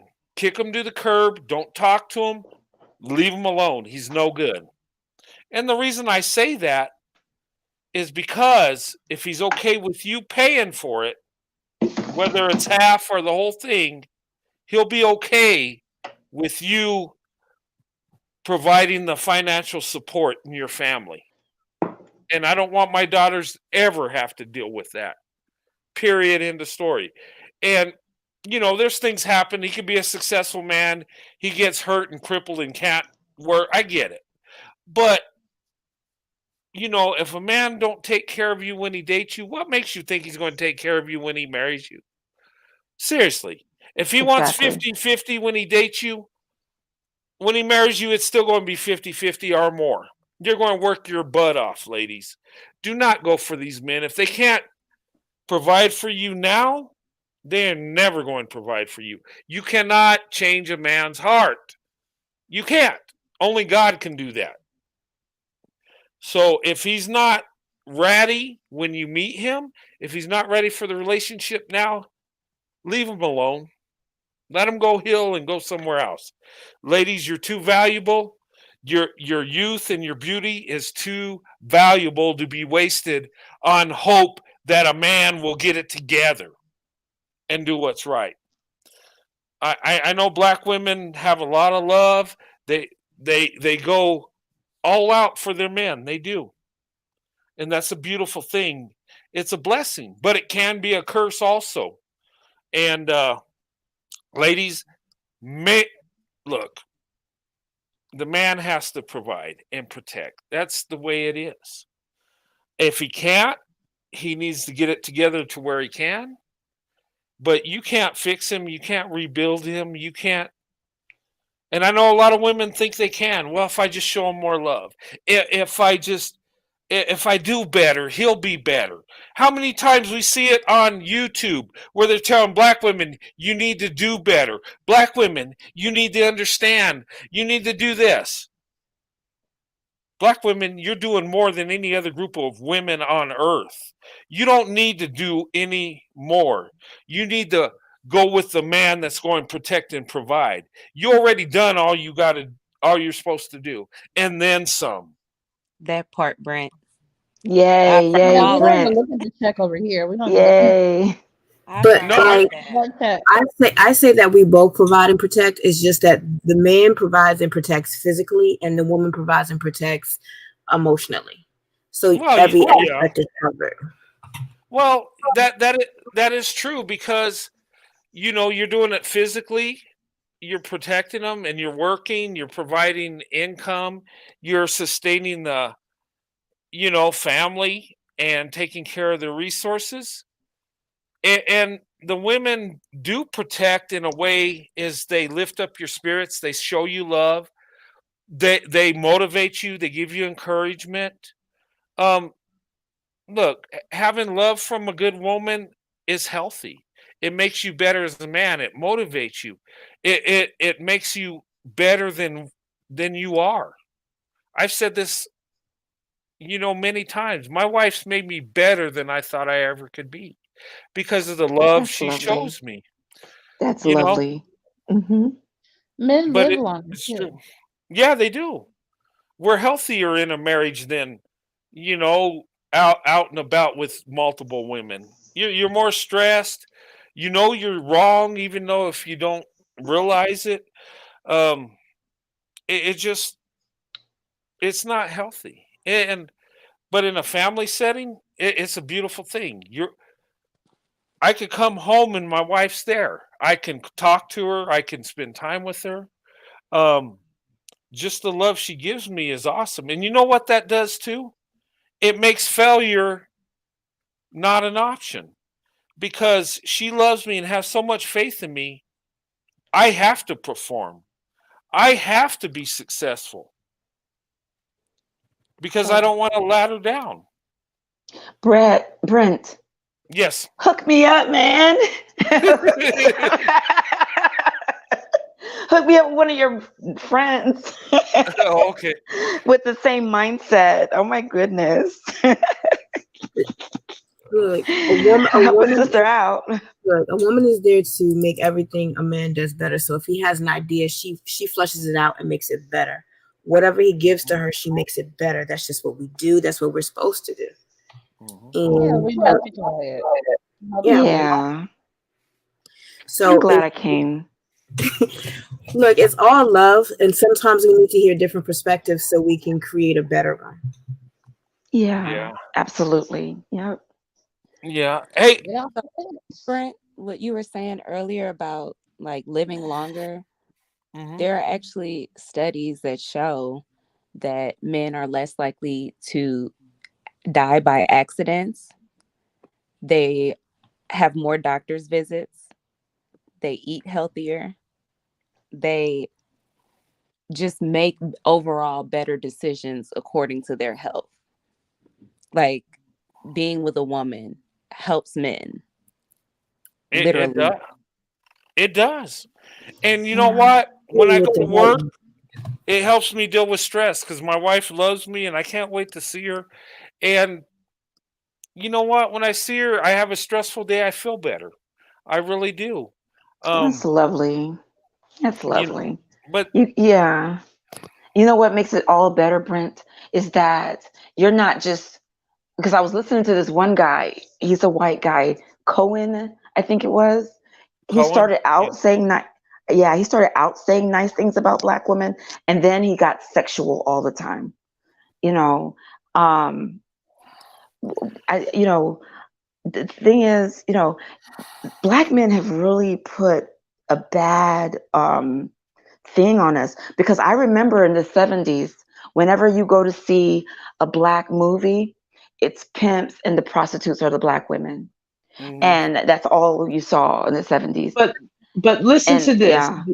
Yeah, I'm sorry to cut you off, but you have to understand that this has been their game plan from the beginning. And unfortunately, black women don't seem to get that. Even to this day, black women don't really seem to understand that.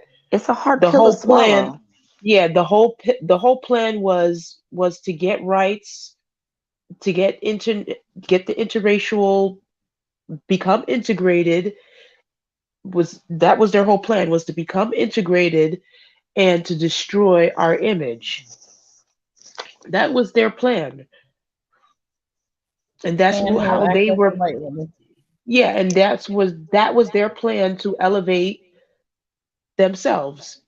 Yeah, all the movies back then, and all the when the Asians came out with their movies in the 70s and the early 80s, it was kung fu, and they were honorable, and then Right. that it was horrible, and then the 90s came around, and the only good show in the 90s at the time was the Cosby Show, and I think Living Single.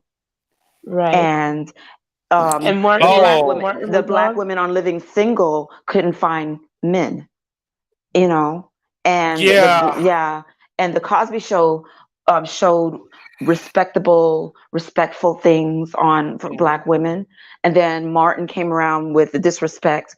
Everything was disrespectful. Sanford and Son disrespecting, because did you know that Aunt Esther was a sex symbol? I mean, she was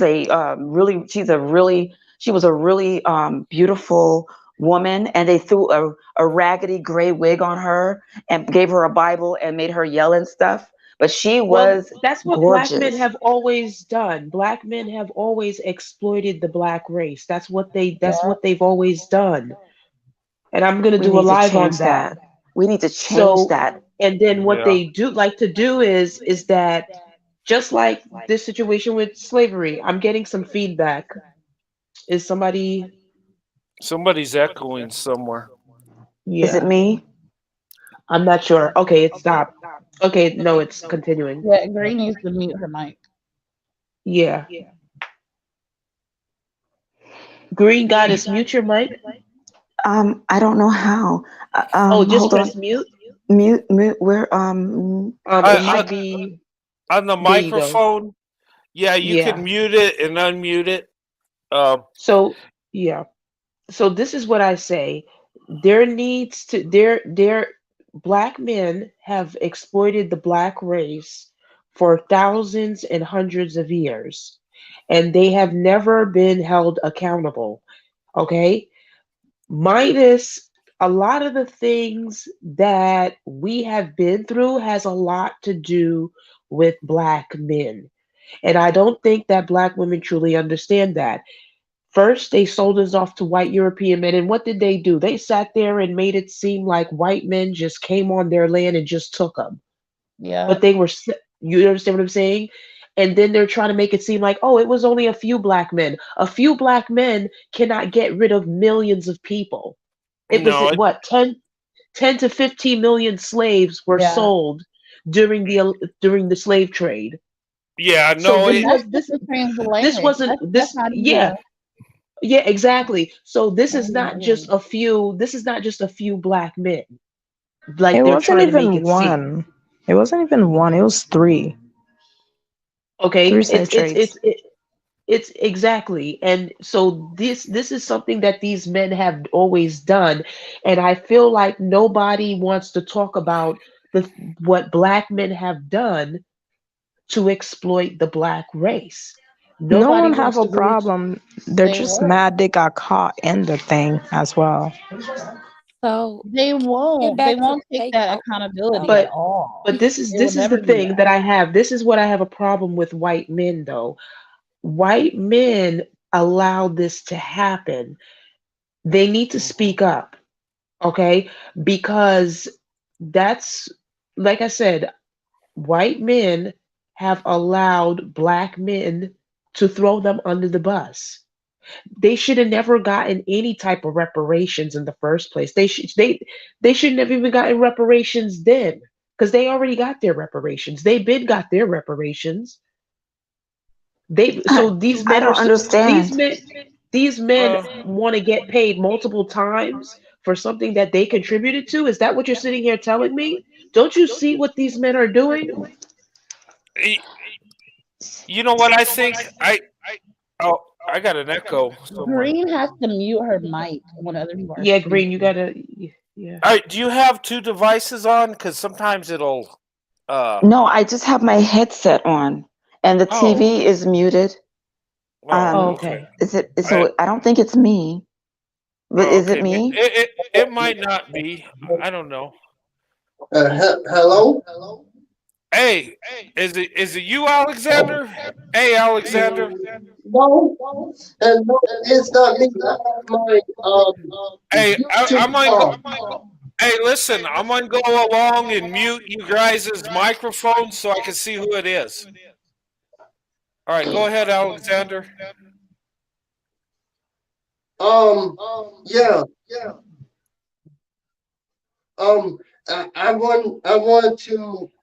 I want to chime in on the conversation. First things first, I moved the open panel into into tomorrow morning at 11 a.m. because Oh, uh, okay. yeah, I moved it there. And second of all, I actually agree with what you're saying, and I actually think. I mean, can we say the pick Misha's name on here real quick? Everybody knows who she is. I mean, Okay. All right, all right. I don't care. Go ahead. I mean, I'm sure Well, she's. after you're finished, Alexander, I got a shout out for one of them in my family. All Okay. right. Yeah, yeah. Shay Sade, she's one of those, pick me shows that like to, first she degrades black women. Now she's degrading the white man. And, Yeah. and you know, I've seen white men who naturally has that type of hairstyle and the type of beard. I, I, he could be a descendant of Vikings. I don't know. I don't Yeah. know. He looks like But a Viking. yeah, I don't know. But anyways, um, what this Shay Sade, chick always does is that she always, and I mean always, is she's trying to. I feel like what she's trying to do is to fear monger, black women who want to leave the black community Yeah. and actually force them to stay. And so when I did a video on her and her fake outrage, I was calling her out on her fake outrage.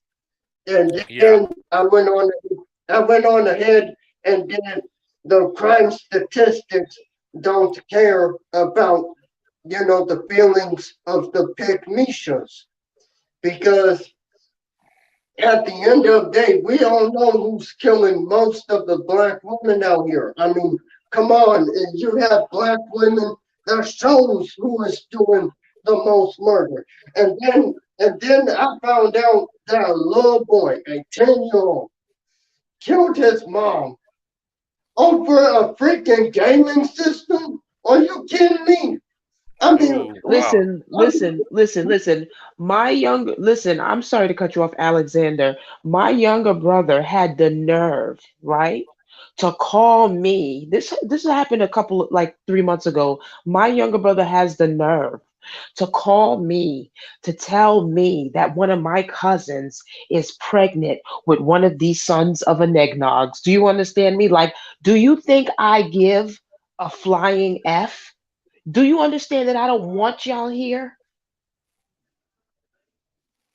I'm starting to think that,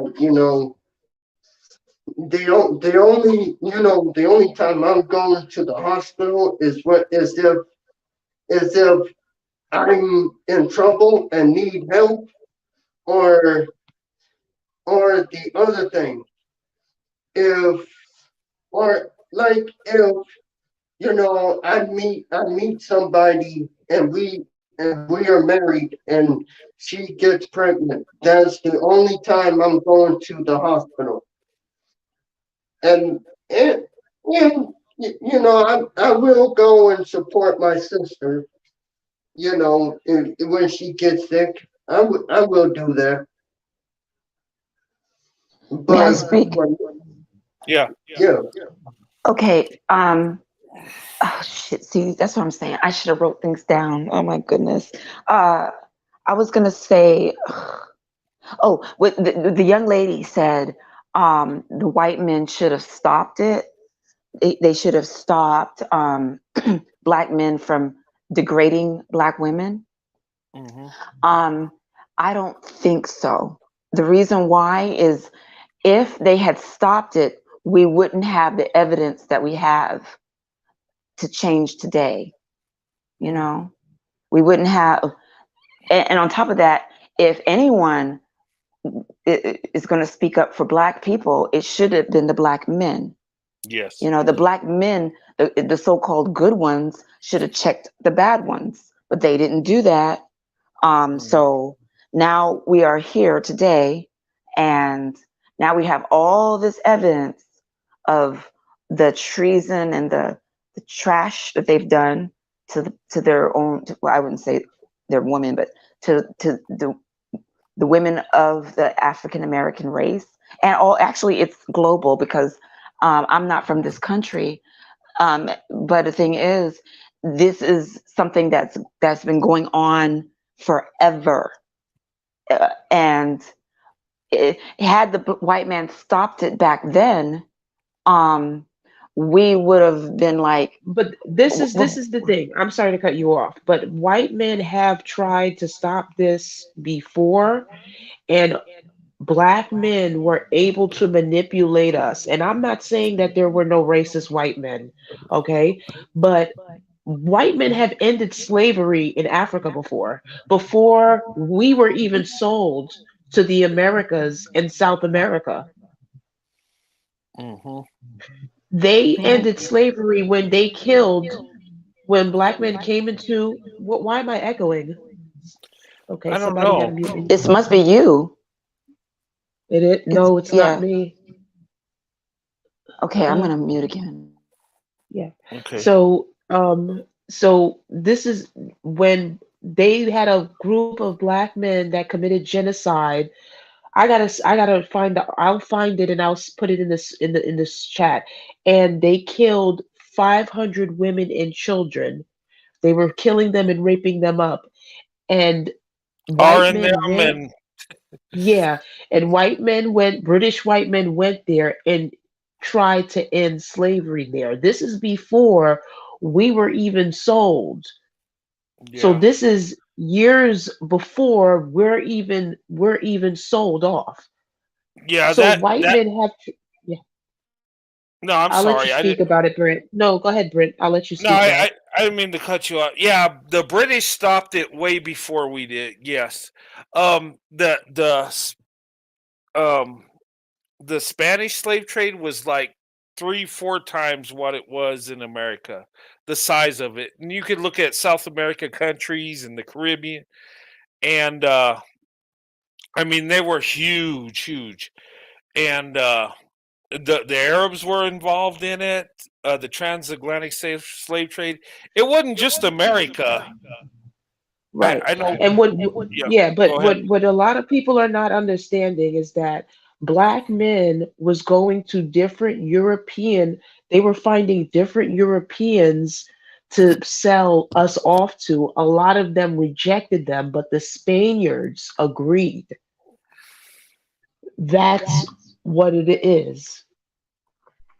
Can I bring up another topic? Yeah, go ahead. The fact that I remember I haven't seen a beauty pageant in a long time, but all the other races of men have had their women in beauty pageants. And I remember when I was a little girl, I looked at my mom and I felt my mom was so beautiful. And I was like, Mom, why aren't you up there? You know?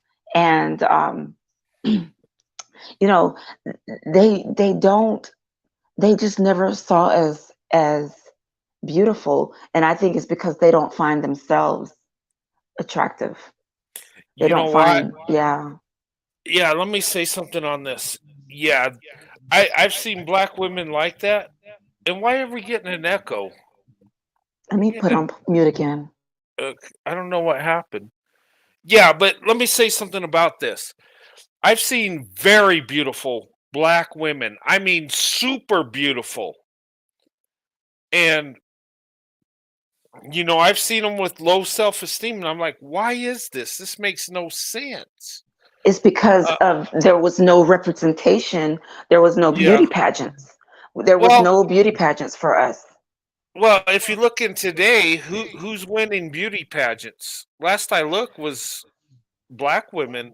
Yeah, but there's been a Yeah. lot of damage up until there was no representation all the way. This is the first time in history that this Yeah. is even happened. So this is like And when women don't see, when the men don't find the women that look like them attractive, it is a huge blow to a woman's It inside. is.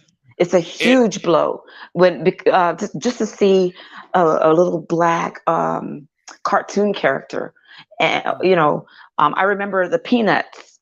They had what's his name, Pigsty, the little guy with the dust all over him. He was a little black oh, one, and he was a dirty one. And then they uh, changed him. They changed him to a white boy. It's like it's a really big, huge issue for women not to see, because a woman's wealth oh, is her beauty. yeah. A woman's value is when a man finds her attractive. And if there is no representation of attractiveness in a group of women, it is so hard Yeah. to find Yeah. us attractive for ourselves. Well, that's why black women need to go where the men find them attractive. And Yeah. I will say this, that if see the men make you the standard of beauty. They do. Uh Becky's always been the standard of beauty. Is it because she's more beautiful? No. It's because the majority of men in this country are married to Becky. So guess what? She's the standard of beauty. Because a man's standard of beauty is his wife. If you ask me the standard of beauty, it's the black woman, hands down. My wife is a black woman. Makes sense, right? And the community that you're in, if the men don't recognize you as the most beautiful, other men ain't going to recognize you as the most beautiful. I mean, Wow. on the collective, right? Now, Right. I find black women the most beautiful, but I see the true beauty in them. I see the beauty, and a lot of white men like me. Okay, I don't know why we keep getting that echo, but Green. it, a lot of white men find black women to be the most beautiful, like me. But the reason black women in America aren't considered the most beautiful women is, in my opinion, the black men haven't made that an issue. If they would have, guess what? It would have been so. And you can tell me I'm lying, but we find black women beautiful, and and you'll believe it more if the men in their community believe it and say it. And that's Well, we can that's wash just that out. psychological. Yeah, that's just psychological. But we could change that right now. Black women are the most beautiful. And you know what? They're winning beauty pageants. Guess what? More people are reaching out to black women than ever in the history of America. And look at the stats. It says it. Now, is there millions of men seeking black women to marry? Yes. But do you see it in droves in your neighborhood? No. But there's millions of people in America, what, like 375 million or something? Brent, I think that white men in America are just a little delayed. And it's understandable because America is Yeah. a fairly new country anyway. But Yeah. here in Europe, where I live now, black women are with white men everywhere. Literally, I was watching. I go to London a lot as well, and I was watching a walking video. Sometimes people put like walkthrough videos of a city, and Uh-huh. at least every single video they post of people just walking, there's always a black woman and a white man hand in hand walking around the city. So when black women are just like, oh, white men, they don't like us, and I'm like, honey, just move around. Go where you're appreciated. Go to Europe. Europe has white men all over the place, and American men just need to catch up. That's all. And they're gonna start catching up because out here, the advertisement is they see a lot of black models, they see a lot of white men with black women in family photos and commercials. And it was exactly like this too in the 70s, and now look at it now. And in the US it's gonna change as well. So you just need a good, I say in 50 years, it's not gonna be a big issue. Yeah. Well, I would say this too. Um, I think it's easier for white men to date black women from Africa or the Caribbean than America. I believe that. Tell me I'm wrong. I might be wrong on this. I don't know, but I believe that to be true. And I think it's just what's going on in America. But it's growing like crazy in America. So Brent, from your mouth to the universe, let it be. Yeah, I think a lot of people are opening up their options just because we're living in a society where it just doesn't matter and it doesn't make sense to stay where you're not yeah. Hey, pro white leadership, are you coming on again?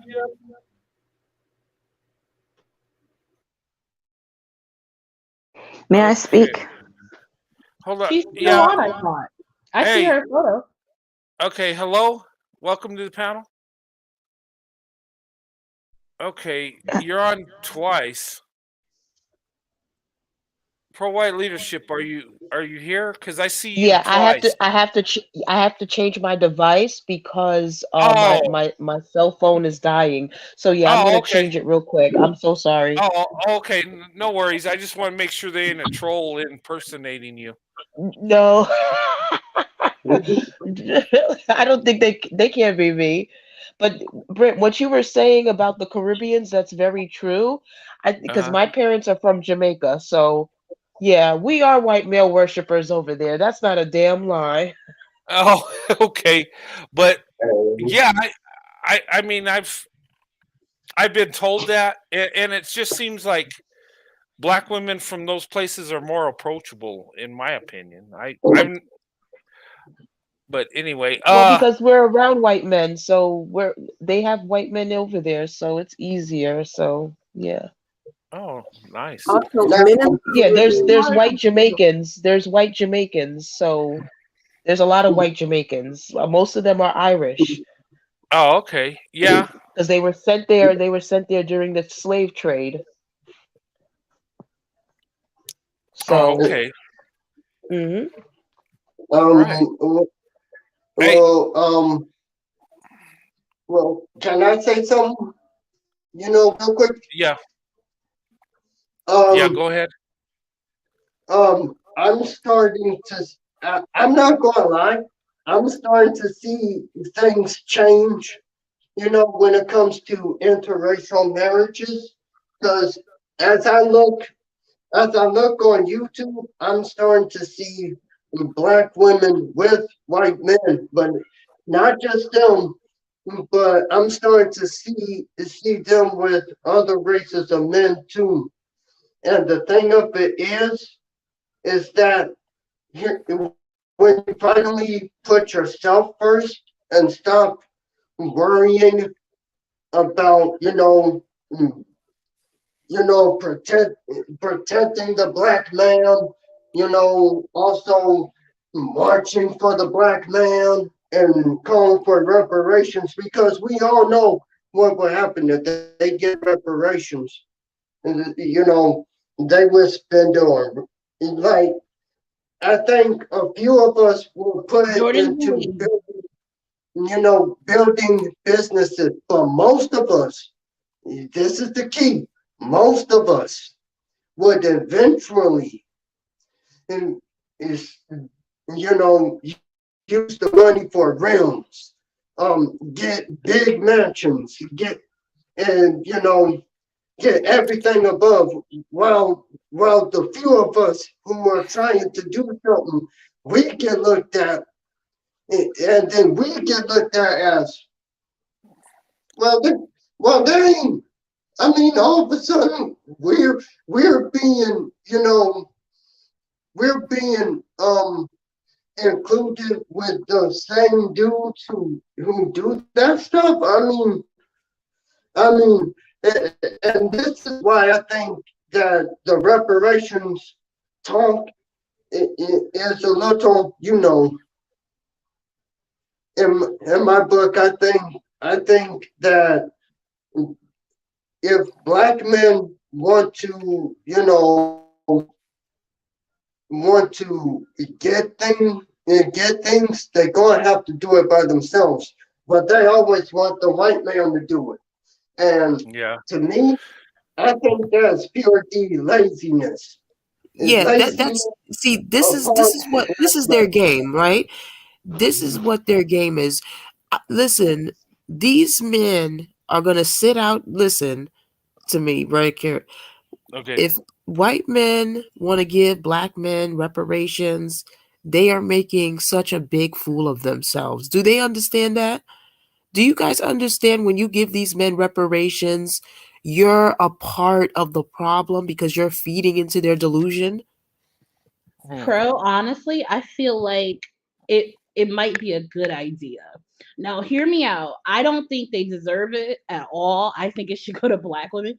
But to me, having a white man as a reparations enough for me because he takes good care of me. White men spoil me all the time.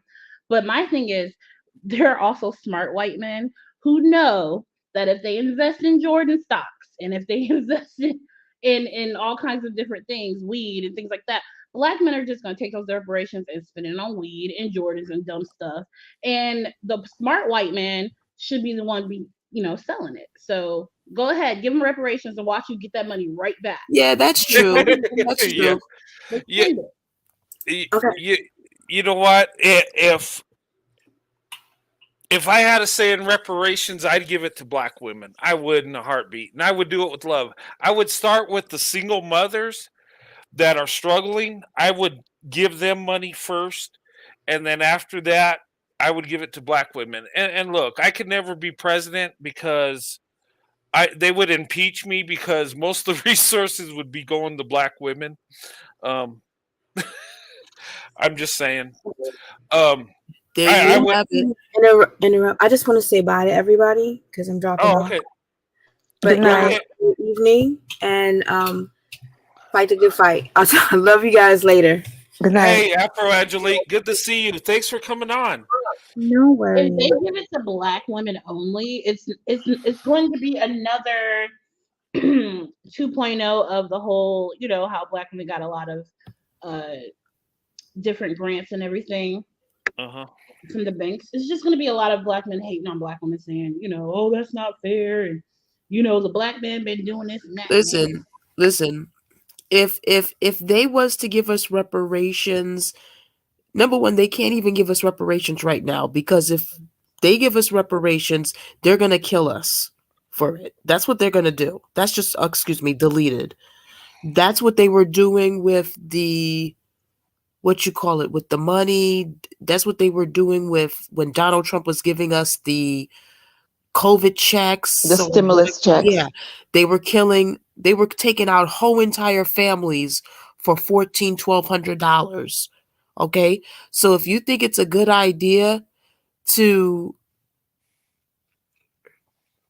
give reparations out, it's not a good idea. Not until we're fully away from these men and we're fully protected by white men. That's not a good idea. Yeah, I was just being sarcastic. Oh, hi, look at the kitty. It's so pretty. Yeah, look at the cat. His name is Axel. He looks divested. He's divested. He's so cute. There you go. You know what? I would say, look, black women and white men, look, we need to give each other a chance. We need to open up our options to each other, and we need to do this. Look, I know people will say you're crazy, but no, seriously, if we're getting the best option with each other, what are we doing? If our marriages last the longest, why aren't we doing it more often? I know it's growing, but why aren't we doing it at a faster rate? Seriously. Black women are gatekeeping. Okay, Yeah. there's way too many mammies out there who are not going to let that happen right now. In the next Number one. Listen. This is the issue that I keep hearing black women listen. All right. This is probably going to be another conversation. If black women are going to allow these black male worshipers to take over their image, that's our problem. Okay? That's our problem. It's up to us to make sure that we do not allow that to happen. We've already allowed that to happen. Listen, remember that, I don't know if you watch my video, should white men be providing for women they have access to? Yeah, I watched it. Okay, then. So if these black male worshipers don't want to stop, they'll be forced to stop, because they can't march if they don't have no resources. If you know what I mean. Well, if there wasn't a welfare system, I think many more black women would open up their options. I'm just saying, because they'd have to. They need to be cut off. That's what needs to happen. The thing is, may I? The thing is, well, we were taught that, the big bad white man, and I remember that. I mean, and then the white men were taught, black,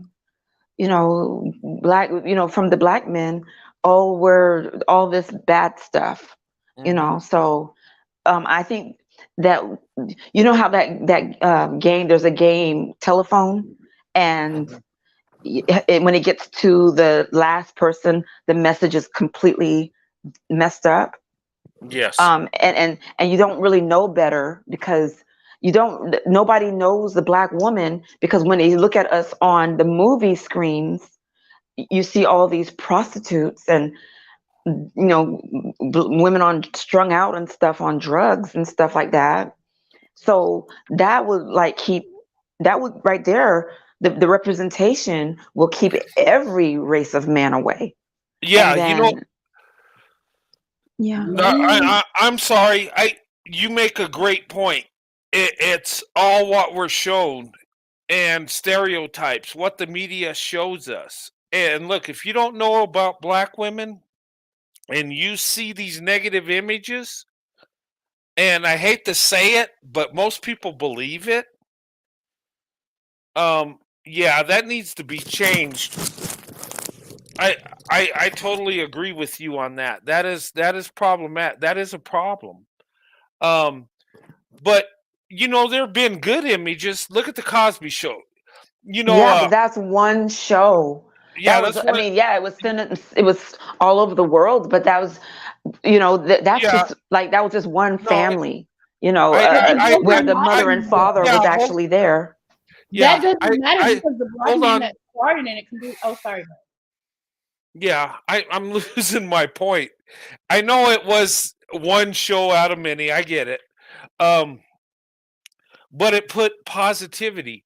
And you know what? People were believing it. They thought that, you know, there were successful, educated black people. And I remember back in the day, they believed black women were so smart and intelligent and had it together.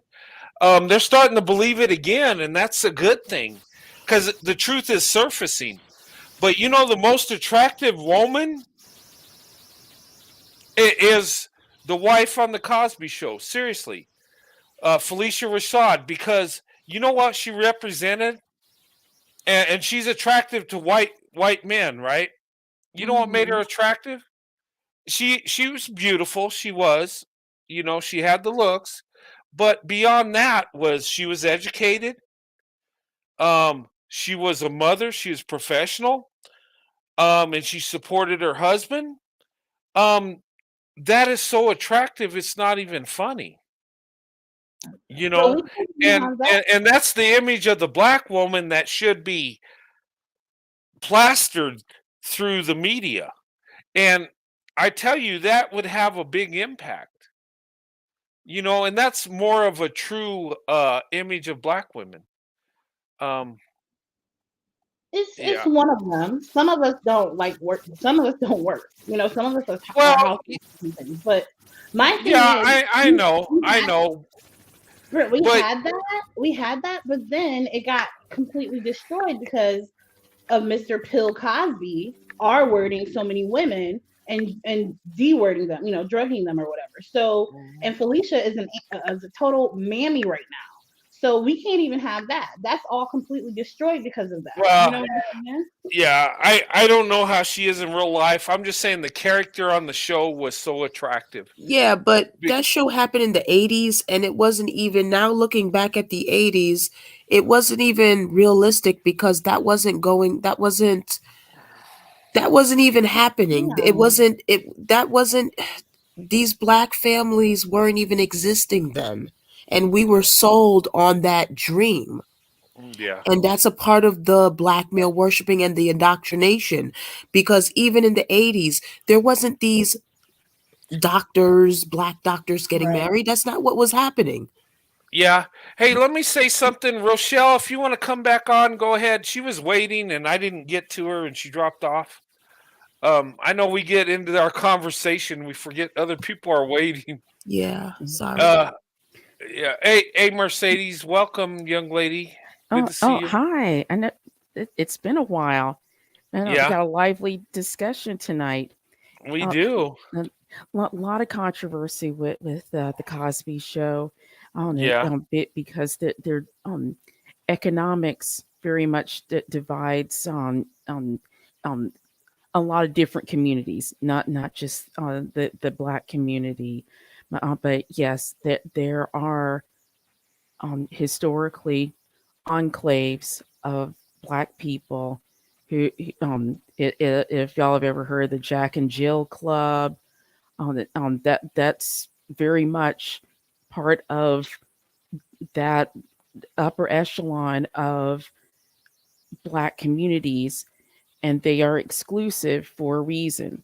Yes, they started out with the paper bag test, and then the folks who were able to be the trailblazers in the historically black colleges and universities, the folks who got their foot in the door in the early 1900s, they created their own society, and they had debutante balls and things like that. That difference created bad blood. So there was resentment on both sides, and that's also reflected in the Cosby Show, because the Cosby Show is more of an extrapolation of that historically small group of mixed race, light skinned Black people who created their own society separate from the rest of the Black community. And their children were enrolled in the Jack and Jill clubs because they did not want the riffraff of the Black community getting into their society. And so the kids would be in this kind of enrichment group, like after school and on weekends, so that the kids would get to know each other, and they married each other. And you did have doctors and dentists and attorneys marrying each other, and professors, authors.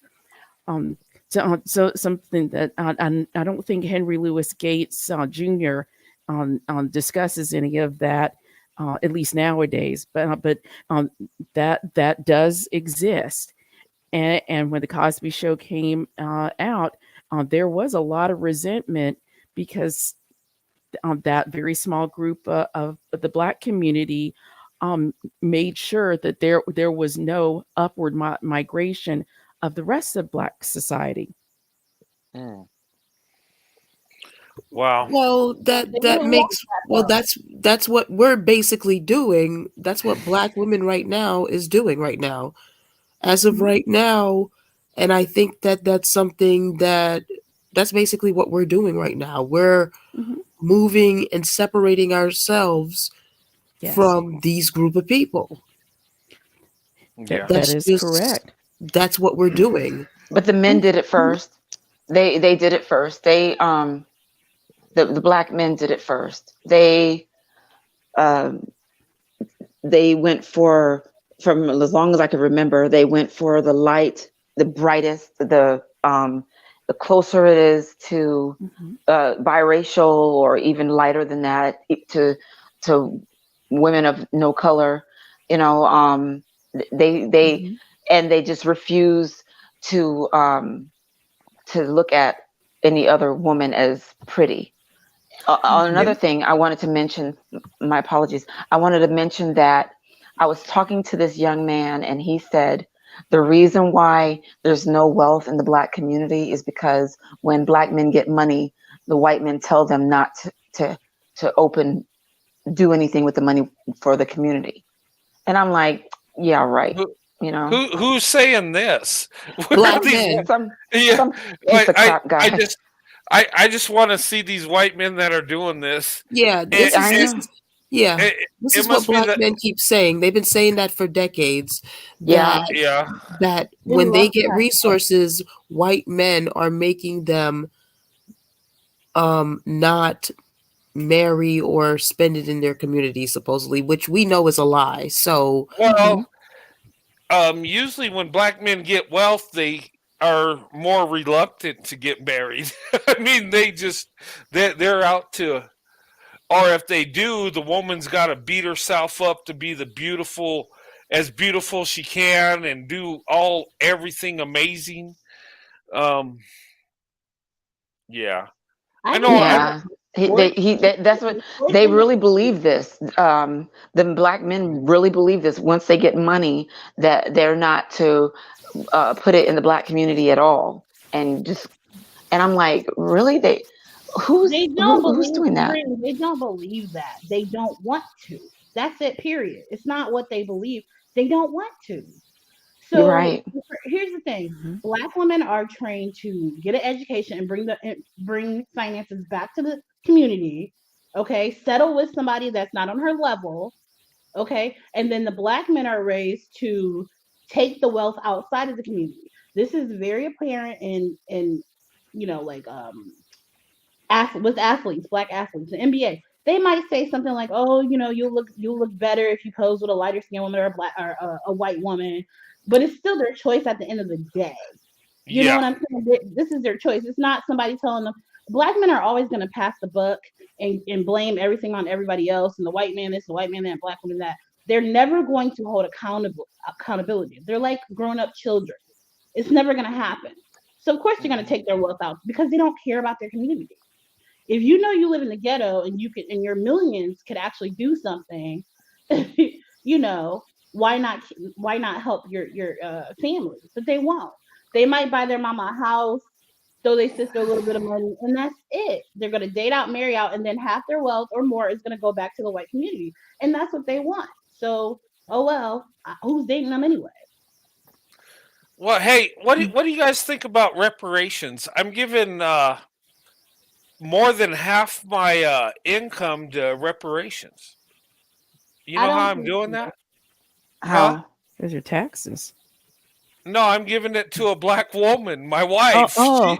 She gets. But you see, I have to say something. I think that one of the biggest lies, and I'm not saying that white men probably did not take anything. I really honestly do not believe anything was ever taken for black men. With their behavior, I don't believe none of that. I believe that they were never doing what they were supposed to do, and other men came in and did whatever. I agree with that. Either they gave it away or they weren't doing what they're supposed to be doing. Because what I have a problem with also is that there's always these stories where black women are always alone and then the white man came. I'm like, okay, so where are black men? They're never there. Good So question. that's why we are left prey to. That's why we're left prey. Exactly. The thing is, they never liked us.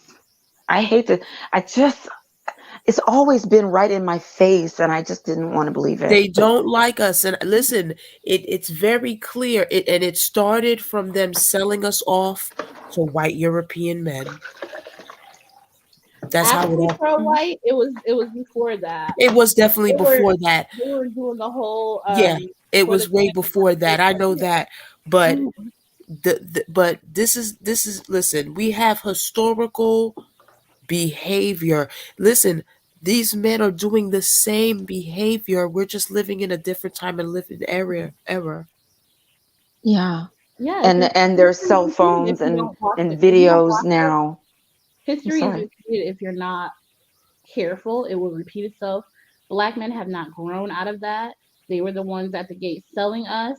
They're still selling us. There's a lot of black women missing out of various different cities and countries around the world.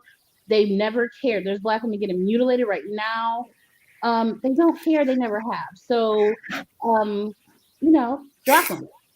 And if you're fence sitting, get off the fence. The thing is, when you take over the women, they don't realize it. They just don't realize that once they let the women get taken advantage of in their community, that it destroys the whole community. That they feel like it's them against us, and they feel like if they can do something to save themselves, which is throw the black women under the bus, that it'll save them. And they don't realize that it doesn't work that way. Well, once the women don't care. Yeah, they don't care, but this is the thing. They don't like us. And this is another thing. They cannot compete with other groups of men. Do you understand that? Do you understand that the only time that they were conquering any man is when they were only conquering each other. They've never listened to me. I don't think you guys are seeing the bigger picture here of what's really going on here. They are the weaker males. That's right. They are the weaker males. That is why they're coming after us.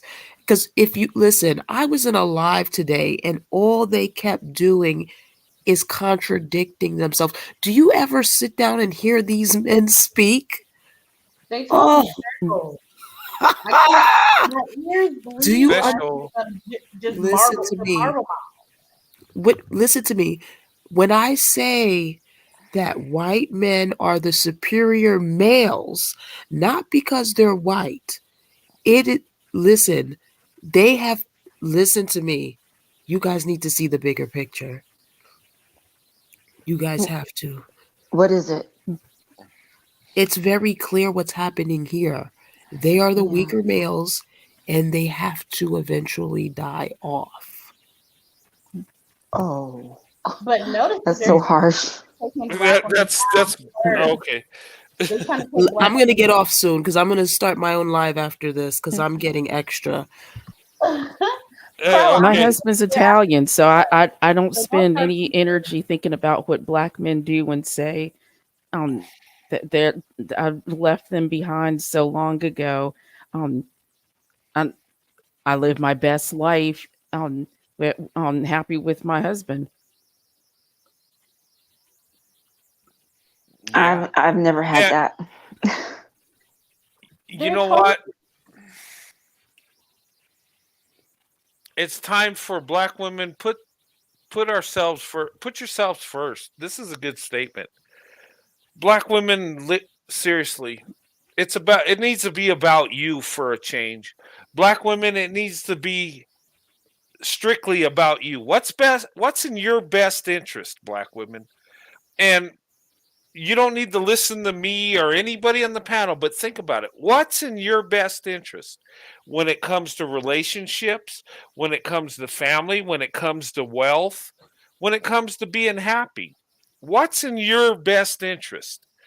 Black women need to ask themselves, put yourself first. I know black women have a big heart. I know black women are caring, nurturing, beautiful.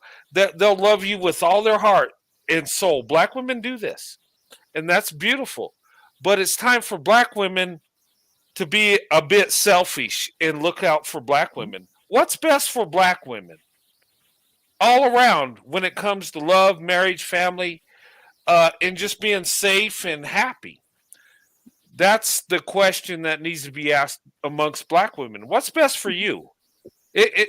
What I say, does that even matter? What anybody in this panel says, does that matter? What matters is what's best for black women. And what is that? Ask yourself that, ladies. What's best for you? And it's a hard lesson learned. Yeah. Mm-hmm. And I want to say this also. You know, I did a panel. I did a live. I think it was the other night. You know, and at the end of that live, I said, black, and I think it was some parts of the live when I said black women have to put themselves first. And then I ended with, you know, as of right now, the black community is now a war zone. And, you know, with all the videos I see of black women just getting, you know, getting K-word by black men, I said it's the black community is now. Well, I'm going to keep it PG because I do not want to get your channel demonetized, but it's now a danger zone for black Alexander, women. when you're done off of this, I'm sorry to cut you off. I want you to, do you want to do a live after this on your channel or my channel? Because so we can, it's up to you. I mean, we can do it on your channel. I mean, yeah, because I already have my open panel. You know, it's going to be, you know, well, today is already Saturday, so it's going to be at 11 a.m. when my life goes on. I'm just going to do an hour live after this. I'm sorry, guys, to change the subject. Yeah, no worries. I'm about to close down here soon anyway. We've been on 2.5 hours, which has been awesome. This discussion has been beautiful, guys. Oh my God. You guys come with so many good points. And Well, as we wind down, I've got true story to tell everybody. okay. The hard lesson learned about trying to pull people up the mountain. Um, since let's see here, since 1994 and 2007, it was my responsibility to take care of my parents as well as my brother and sister. In 10 years as a physician, I brought home over $1 million. When Wow. I was diagnosed with cancer, um, the, they all got mad because I wasn't able to maintain the lifestyle to which they had become accustomed. And it took me having a life-threatening illness to get to the point that I've done all I can do. And son, I recovered and all. Um, I told my sister I couldn't give her $1,000 a month for because she chose not to have a job in her degree and career field. I was not going to. I bought my parents a house, new cars, all that, and their my father's biggest concern was why he was not on my insurance policy. Wow, that's messed up. Wow.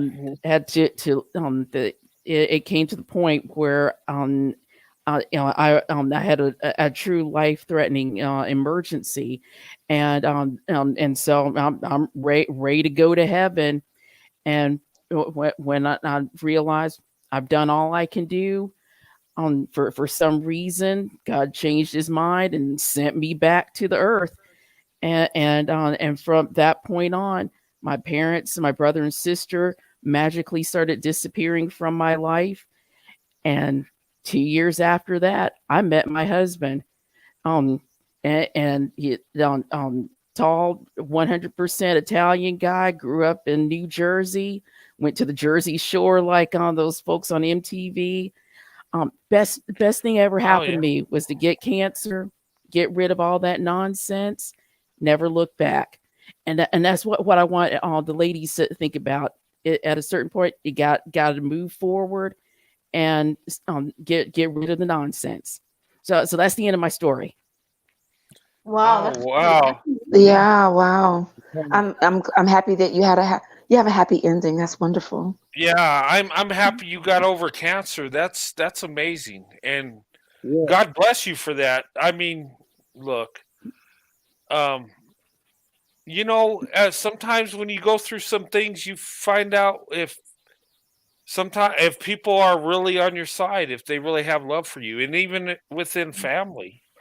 But you overcame, and God blessed you, and thank God for that. And Yeah. and I'm happy to hear you found your husband, and that's beautiful. That's hey, that's a good thing. That's a blessing. Oh yeah, Brent, lots of good things happen. you Huh? mentioned Brent, you mentioned earlier about Black women putting themselves first.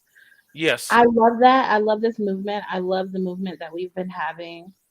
But we got to be realistic. There's just mammies who are just never going to let go.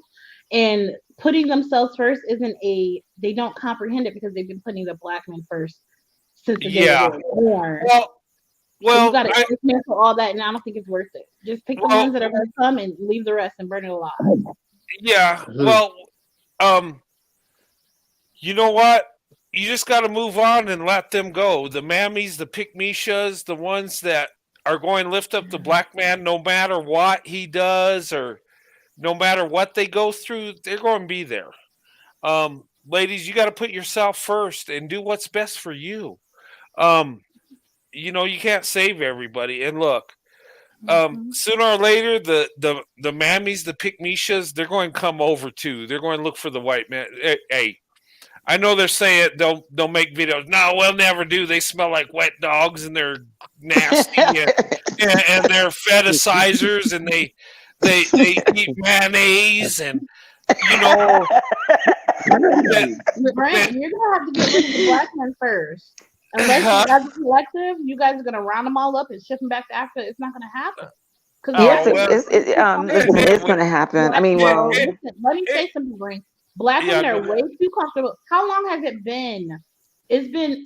What have they put it? How many things are black women are willing to go through?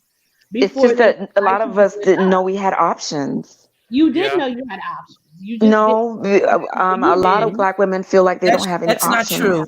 Because I've been telling, let me tell you something. I've been saying this for years that I've been dating, white men. And a lot of black men will tell me that I'm lying. A lot of black women would tell me that I'm lying. And this, I'm in my 30s now. But I was lying about this. And when I was saying that the way they are and the way they treated me was so much better, they were saying that I was lying about that. Yeah, they would say that. They're too comfortable in their degeneracy. They're not going to change ever. Well, you know what? Regardless, I'm just living in a Mayo paradise. Oh man, Mayo paradise. Thank you, ladies, and thank you, Brent and Alexander, everybody. You guys have a wonderful evening, and it was a pleasure. It was really a pleasure listening to you guys. Hey, thanks for coming on. It was good hearing from you. Thank you. Yeah, come back anytime, Green Goddess. Thank you. Oh yeah. I'll come back. You're welcome here anytime. Hey, but let me say, ladies, things are going to change. Look, the pygmies, the pygmishas and mammies. Look, hey, some of those pygmies and those pygmishas and mammies, they've gone over to the white man. They've had secret affairs. Don't kid yourself. They're all smoke and mirrors. And look, honestly, I've seen it in real time. I've dated some of these women that are so pro-black they hate you, but they'll have a relationship with you. They'll sleep with you. They'll do. Look, they're full of crap. At the end of the day, they're attracted to men of all races. Seriously, they just believe that to do the right thing, they got to be race loyal. That's where it is at the end of the day. And tell me I'm lying. I mean, tell me I'm lying, because I've seen black people that will go on and talk about white people like they're the devil, they're awful, they're evil. And you know what? They have a relationship with a white person, both black women and black men. Look, it happens. I've seen it so many times. I've had a relationship like that. And look, a lot of them are full of crap. At the end of the day, some are loyal with the black man, but sooner or later that wears off. When a man don't provide, after time, the attraction wears off. The sexual part might be great, but then after a while, he's not doing what he's supposed to. And then you meet that white guy and find out, wait, he's great too. So, look, spare me the crap. You know what? Look, a lot of these mammies and pygmishas don't know what to do or what to think. They're confused. They've been told their whole life to be only attracted to black men. And they've been told that white men are evil and racist and slave owners. And look, how can you be attracted to somebody you believe is hurting people in your family? Think about it. They like sadistic and masochism. Yeah, but if there's the most beautiful woman I'm totally attracted to, I can't, I want her more than anything. But if I found out she's hurting my family, you know where that attraction goes? Out the window. Now, that love I have for her is gone. And that's where the mindset is. So it's all psychologically. Look, men and women are attracted to each other regardless of race and color. Okay? That's right. That is the truth. We're biologically wired that way. Okay, I can be aroused by other women. Okay, but I choose to be with black women. You know why?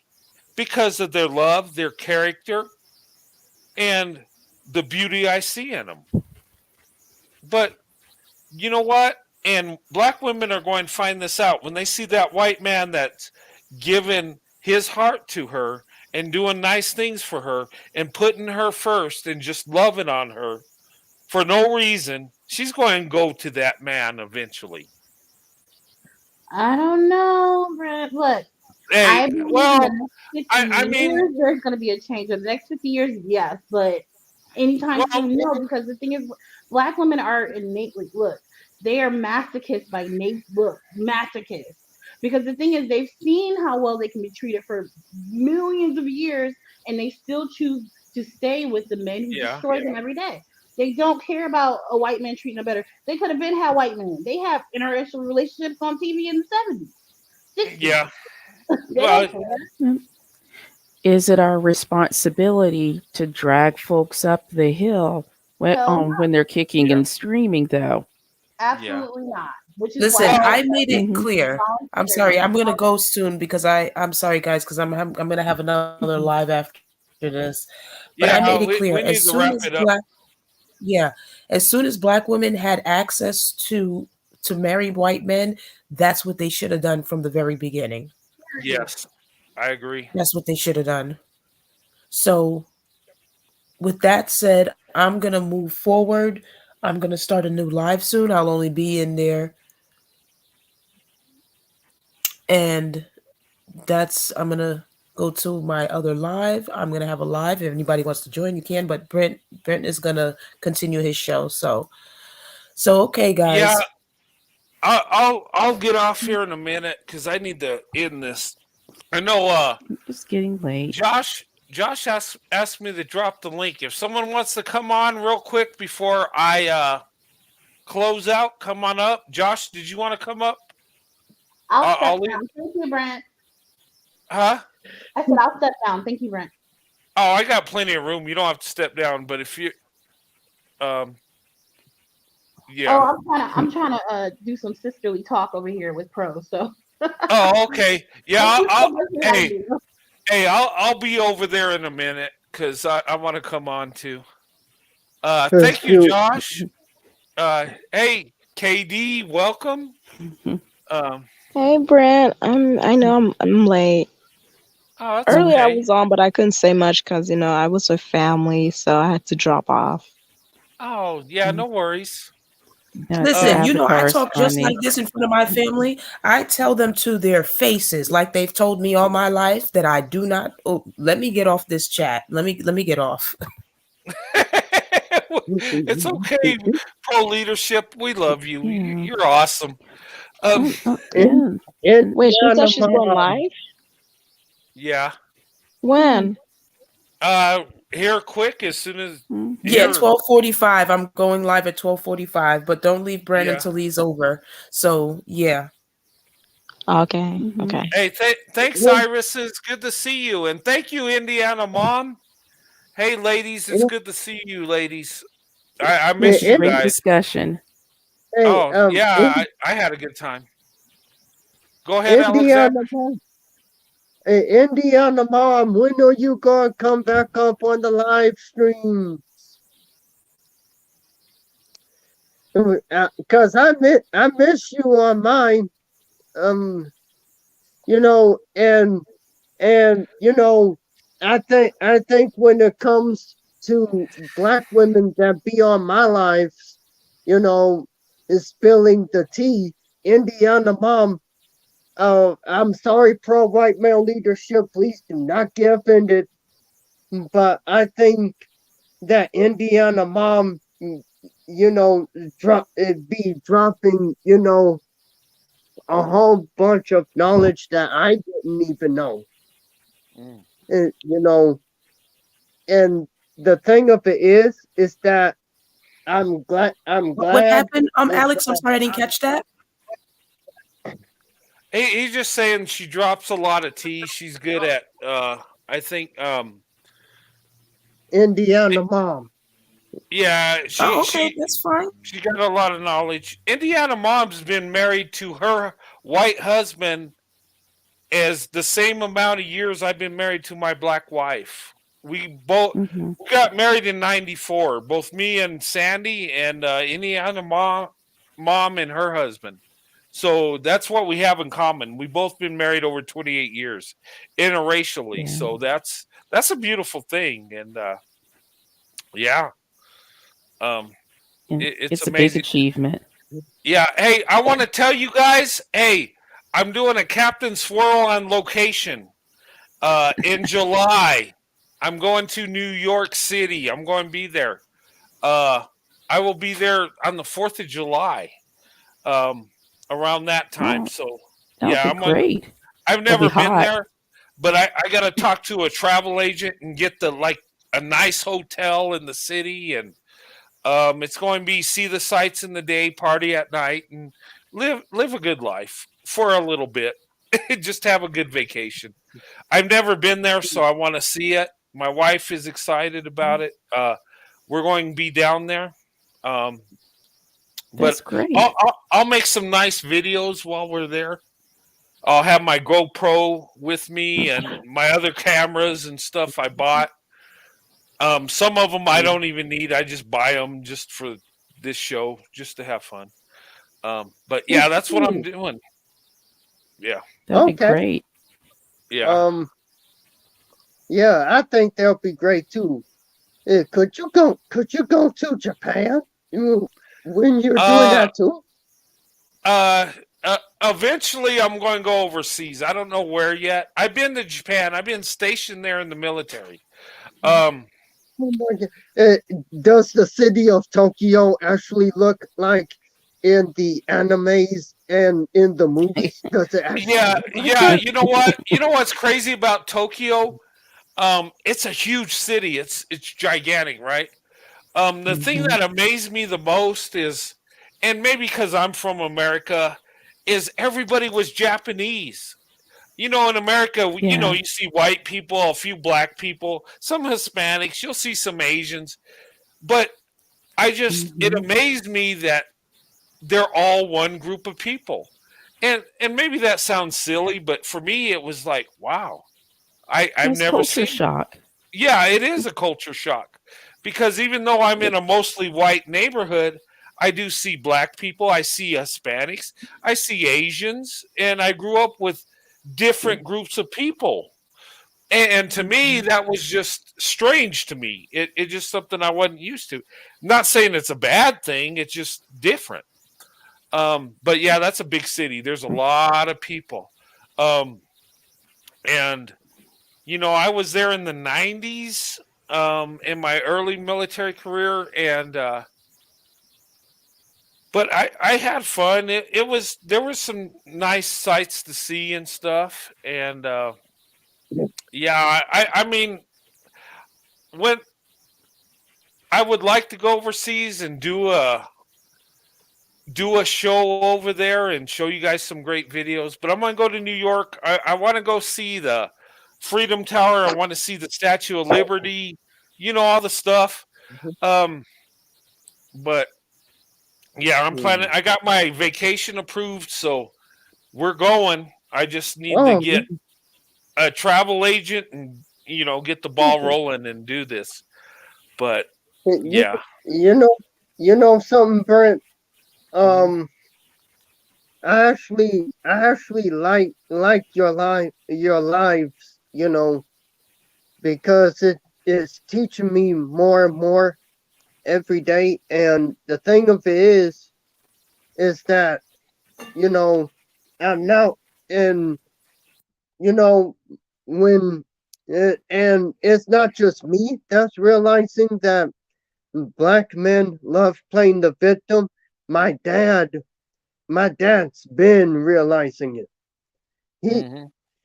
It's like whenever a black man is killed by the police officer, no one wants to ask the question of why. Now, if it was indeed accidental, then okay, we're not saying that all the cops are we the bad cops, outweigh the good cops in my opinion.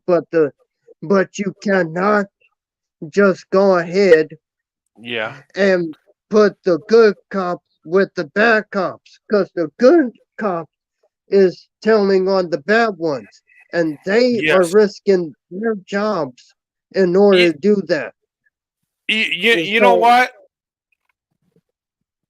No, you're right. You know what, Alexander? You know the George Floyd situation.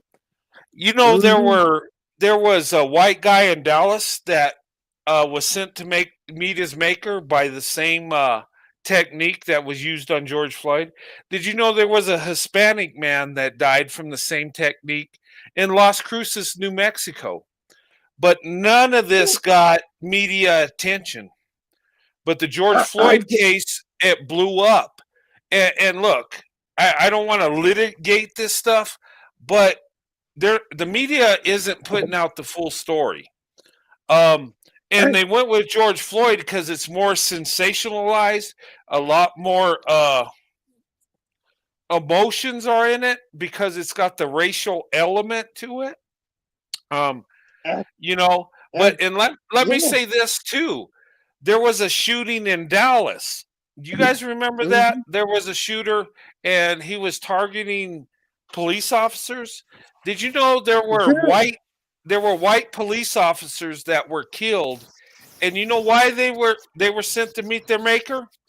Because they were because of throwing the their bodies on top of black people, black women that were out Trying to there protect them. trying to protect. They gave up their life for black people. These police officers, white police officers, they gave their Mhm. life. They could have. They didn't have to do that. They could have ran and take cover behind a wall and just waited it out. But no, they threw their bodies on top and they lost their lives. And you know what? The media did not. They covered a small portion and let it go. That is wrong. I'm, Mhm. there are wrongful shootings. There are people mistreated, police brutality. There is, and that needs to mhm, be shown. But you need to show the whole truth because there are millions of police officers across this nation carrying a badge and gun, doing the right thing.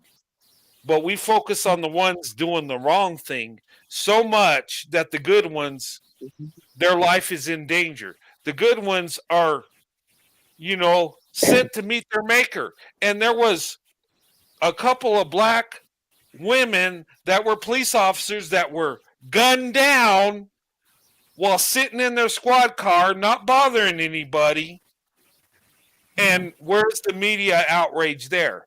Uh, where's the racism there? These are black women. And one of them was a single mother that had like 3 kids. They lost their mother because somebody gunned her down while sitting in her squad car having lunch. Tell me, there is no fairness in this, okay? We don't show the whole truth. The media shows what they want you to see to make money, to stir up emotions, to get people crazy because they get their ratings, they get their money. But in the meantime, people lose their lives. And tell me I'm wrong. Um, and I'm not saying all police officers are great people. No, there are bad ones. Yes, there are racist ones. Yes, but I believe most of them are doing what they're supposed to do. They believe in their job and they're trying to do the best they can. Mhm. And you know, unfortunately, we focus on the bad so much we never see the good.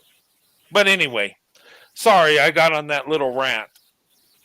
But yeah, yeah, and if you really look at the video real closely of the George Floyd situation, you know, Derek Chauvin's knee wasn't even, from where I was seeing it, it didn't look like his knee was on his neck. From where yeah, I'm seeing it, where I see it, his knee was actually on his back. Because if it was really on his neck, then he wouldn't be able to say anything. And Yeah. and you know there was, and also on the live I did, which I would email that to you. Um, Uh-huh.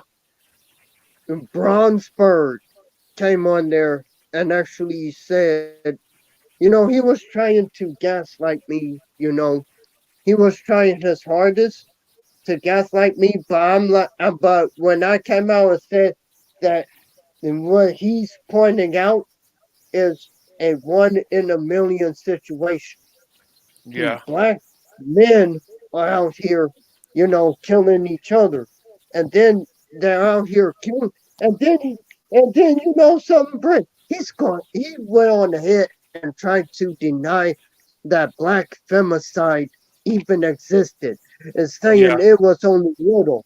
I'm like, wait a minute, so you want to deny that black femicide exists? I mean, Yeah. I mean, there's no way we can deny that. I mean, how many Yeah. times are we going? How many times are we going to deny that before we come to the realization that that it is a real thing that's going on? I mean, Yeah. it's bad enough you got the mammies and the pygmies trying to debunk it, trying to protect the black man at all costs. For real. For real. And that's why I say white men may and other races of men may be the better option for black women at this point. The other women that don't want to do it, let them stay. Yeah. And you know what, Yeah. Alexander? That speaks character, brother, because being a black man to say that, um, I got the utmost respect because you're taking accountability and you're not the one doing this crazy stuff. You're doing the right thing, but you're calling it out. And that's what we're supposed to do as men is call out our flaws. We should. We're all flawed. And Alexander, you're a diamond in the rough, brother. You know what? The woman that marries you will be a lucky woman because you got it together. I got the utmost respect for you. I do. And look, I'm just amazed that you can do that. And you don't come up here arrogant with pride and thinking you just tell the truth. And you know what? That shows character.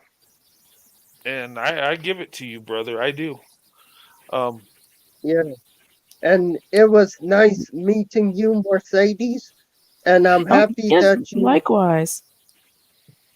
and I'm um, happy that you found somebody, who loves you and didn't fall for that black love BS. And things occur the way they're supposed to, and so I'm yeah, happy with it was the road to happiness. Had some bumps along the way, but I think that I'm better for it, and we keep on moving forward. And I think on that note, it probably it's time to wind things down and get yeah, probably get some of us get some sleep. But I know yeah, that the night is still young for most of you, and yeah. so I got to get off. Yeah, we've been on a while. But and I had it a has great been a time. pleasure. I want to answer something. I think Josh said, "What about the White Zaddy Academy? It's still going to happen." I'm going to do another White Zaddy Academy show. I think once I get Discord set up, I think I'm going to go with Discord rather than Patreon because Discord is free for you, and I don't want to charge nobody. I thought about it. I'm like, I don't want to do that. um Discord, it'll be free. You could come on and we could have our private chats and have a good time. And that's I think that's best. In my last live, a lot of people told me that Discord would be better. I think it will. I just got to learn it. There's a lot of stuff I got to learn how to do the server and the different types of Discord. and figure that out. But once I do, I'll have you guys come in, and I want it to be like a members only, but everybody's welcome. As long as I know you, you send me an email. I don't want trolls into my Discord. I don't, because this is between our platform, our family, and but it won't cost no money or nothing like that. It's free, and we'll just have a good time with it. That's what I'm looking for, and I will do that eventually. But I'm gonna have to wrap this up. We've been on for 3 hours. It's been a great. Again, as always, you're a great host. Oh, thanks. It was a great show. We had at one time we had like 10 people on the panel. That was awesome. I did see that. It's wonderful. I know one young lady didn't get to talk and she dropped off or something happened, and I apologize. Look, guys, I do apologize, and I think it was Rochelle. And you could come on anytime, young lady. I apologize. We get so passionate in our discussions sometimes. We lose ourselves. But I thank everybody for coming on. Alexander, you're a diamond in the rough. And guys, hey, follow Alexander. He's a black man, but he's a true man. He's a man of character. He calls it like it is. And he don't play favorites to men that look like him. He tells the truth. And that's a good man. You are a diamond. Alexander, you are. Yeah, I've subscribed to your channel as well, Alexander. Then probably about 3 weeks ago, and so now so you create great content. He does, and he works hard. He's got and look, follow Alexander, like, share, and subscribe his channel. Follow him. He's got great panels too, and a lot of people come on, and I enjoy his shows. And I haven't been coming on because I've been working, but I've been listening to every show he does. Alexander, I listen to all your shows, brother. Sometimes I don't get home till after midnight, but I listen, and I'm with you. I'm with you, brother. I support you all the way. Good night, gentlemen. Good night, chat. Well, we'll regroup another day. Yeah, we will, and we'll have another good show another day. I'll be back Sunday. I have another day off Sunday, so we'll do a YouTube day that day also. Oh man, I got a live scheduled for 9 a.m. this morning. Oh, okay. Well, all right, Alexander. Well, hey, I'll be up. I'll be listening to you on the way to work because I'll be driving to work about that time. So hey, it's fine. It's fine. It's cool. It's cool. Yeah. But just know I got your back. Even if you don't see me, I'm with you, brother. I am. And when I get some time, I'll come on your shows and stuff. I got you. I know sometimes you don't see me for a while. It's work, but I do listen. I do. Yeah, and trust me, I feel like since this December, I'm gonna try with my because I have Discord. I'm gonna try to invite everybody on the Discord. Okay. And we probably, since Discord can only let us listen to the audio, I probably will be, streaming movies and stuff like that. If there's any, like, if there's any wrestling fans, I might be doing a little bit of that too. But mostly, I'm going to be streaming the interracial couples, the movies that have interracial. Yeah. Oh, okay. That sounds good. And I'm thinking about doing the one I think about doing the movie Something New with Sana Oh Lathan. yeah, Yeah, man, that she's gorgeous.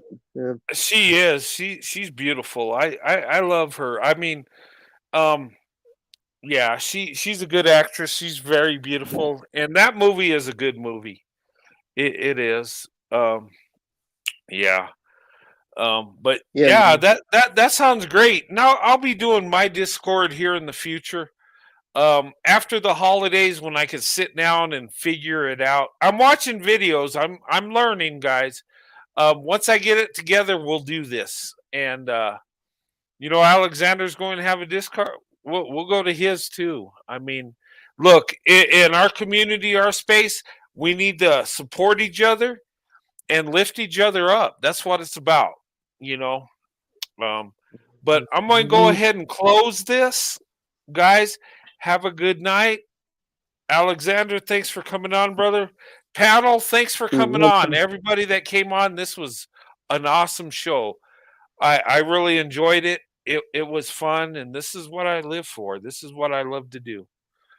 And but anyway, I'm going to wrap it up. Have a good night. God bless you and your family.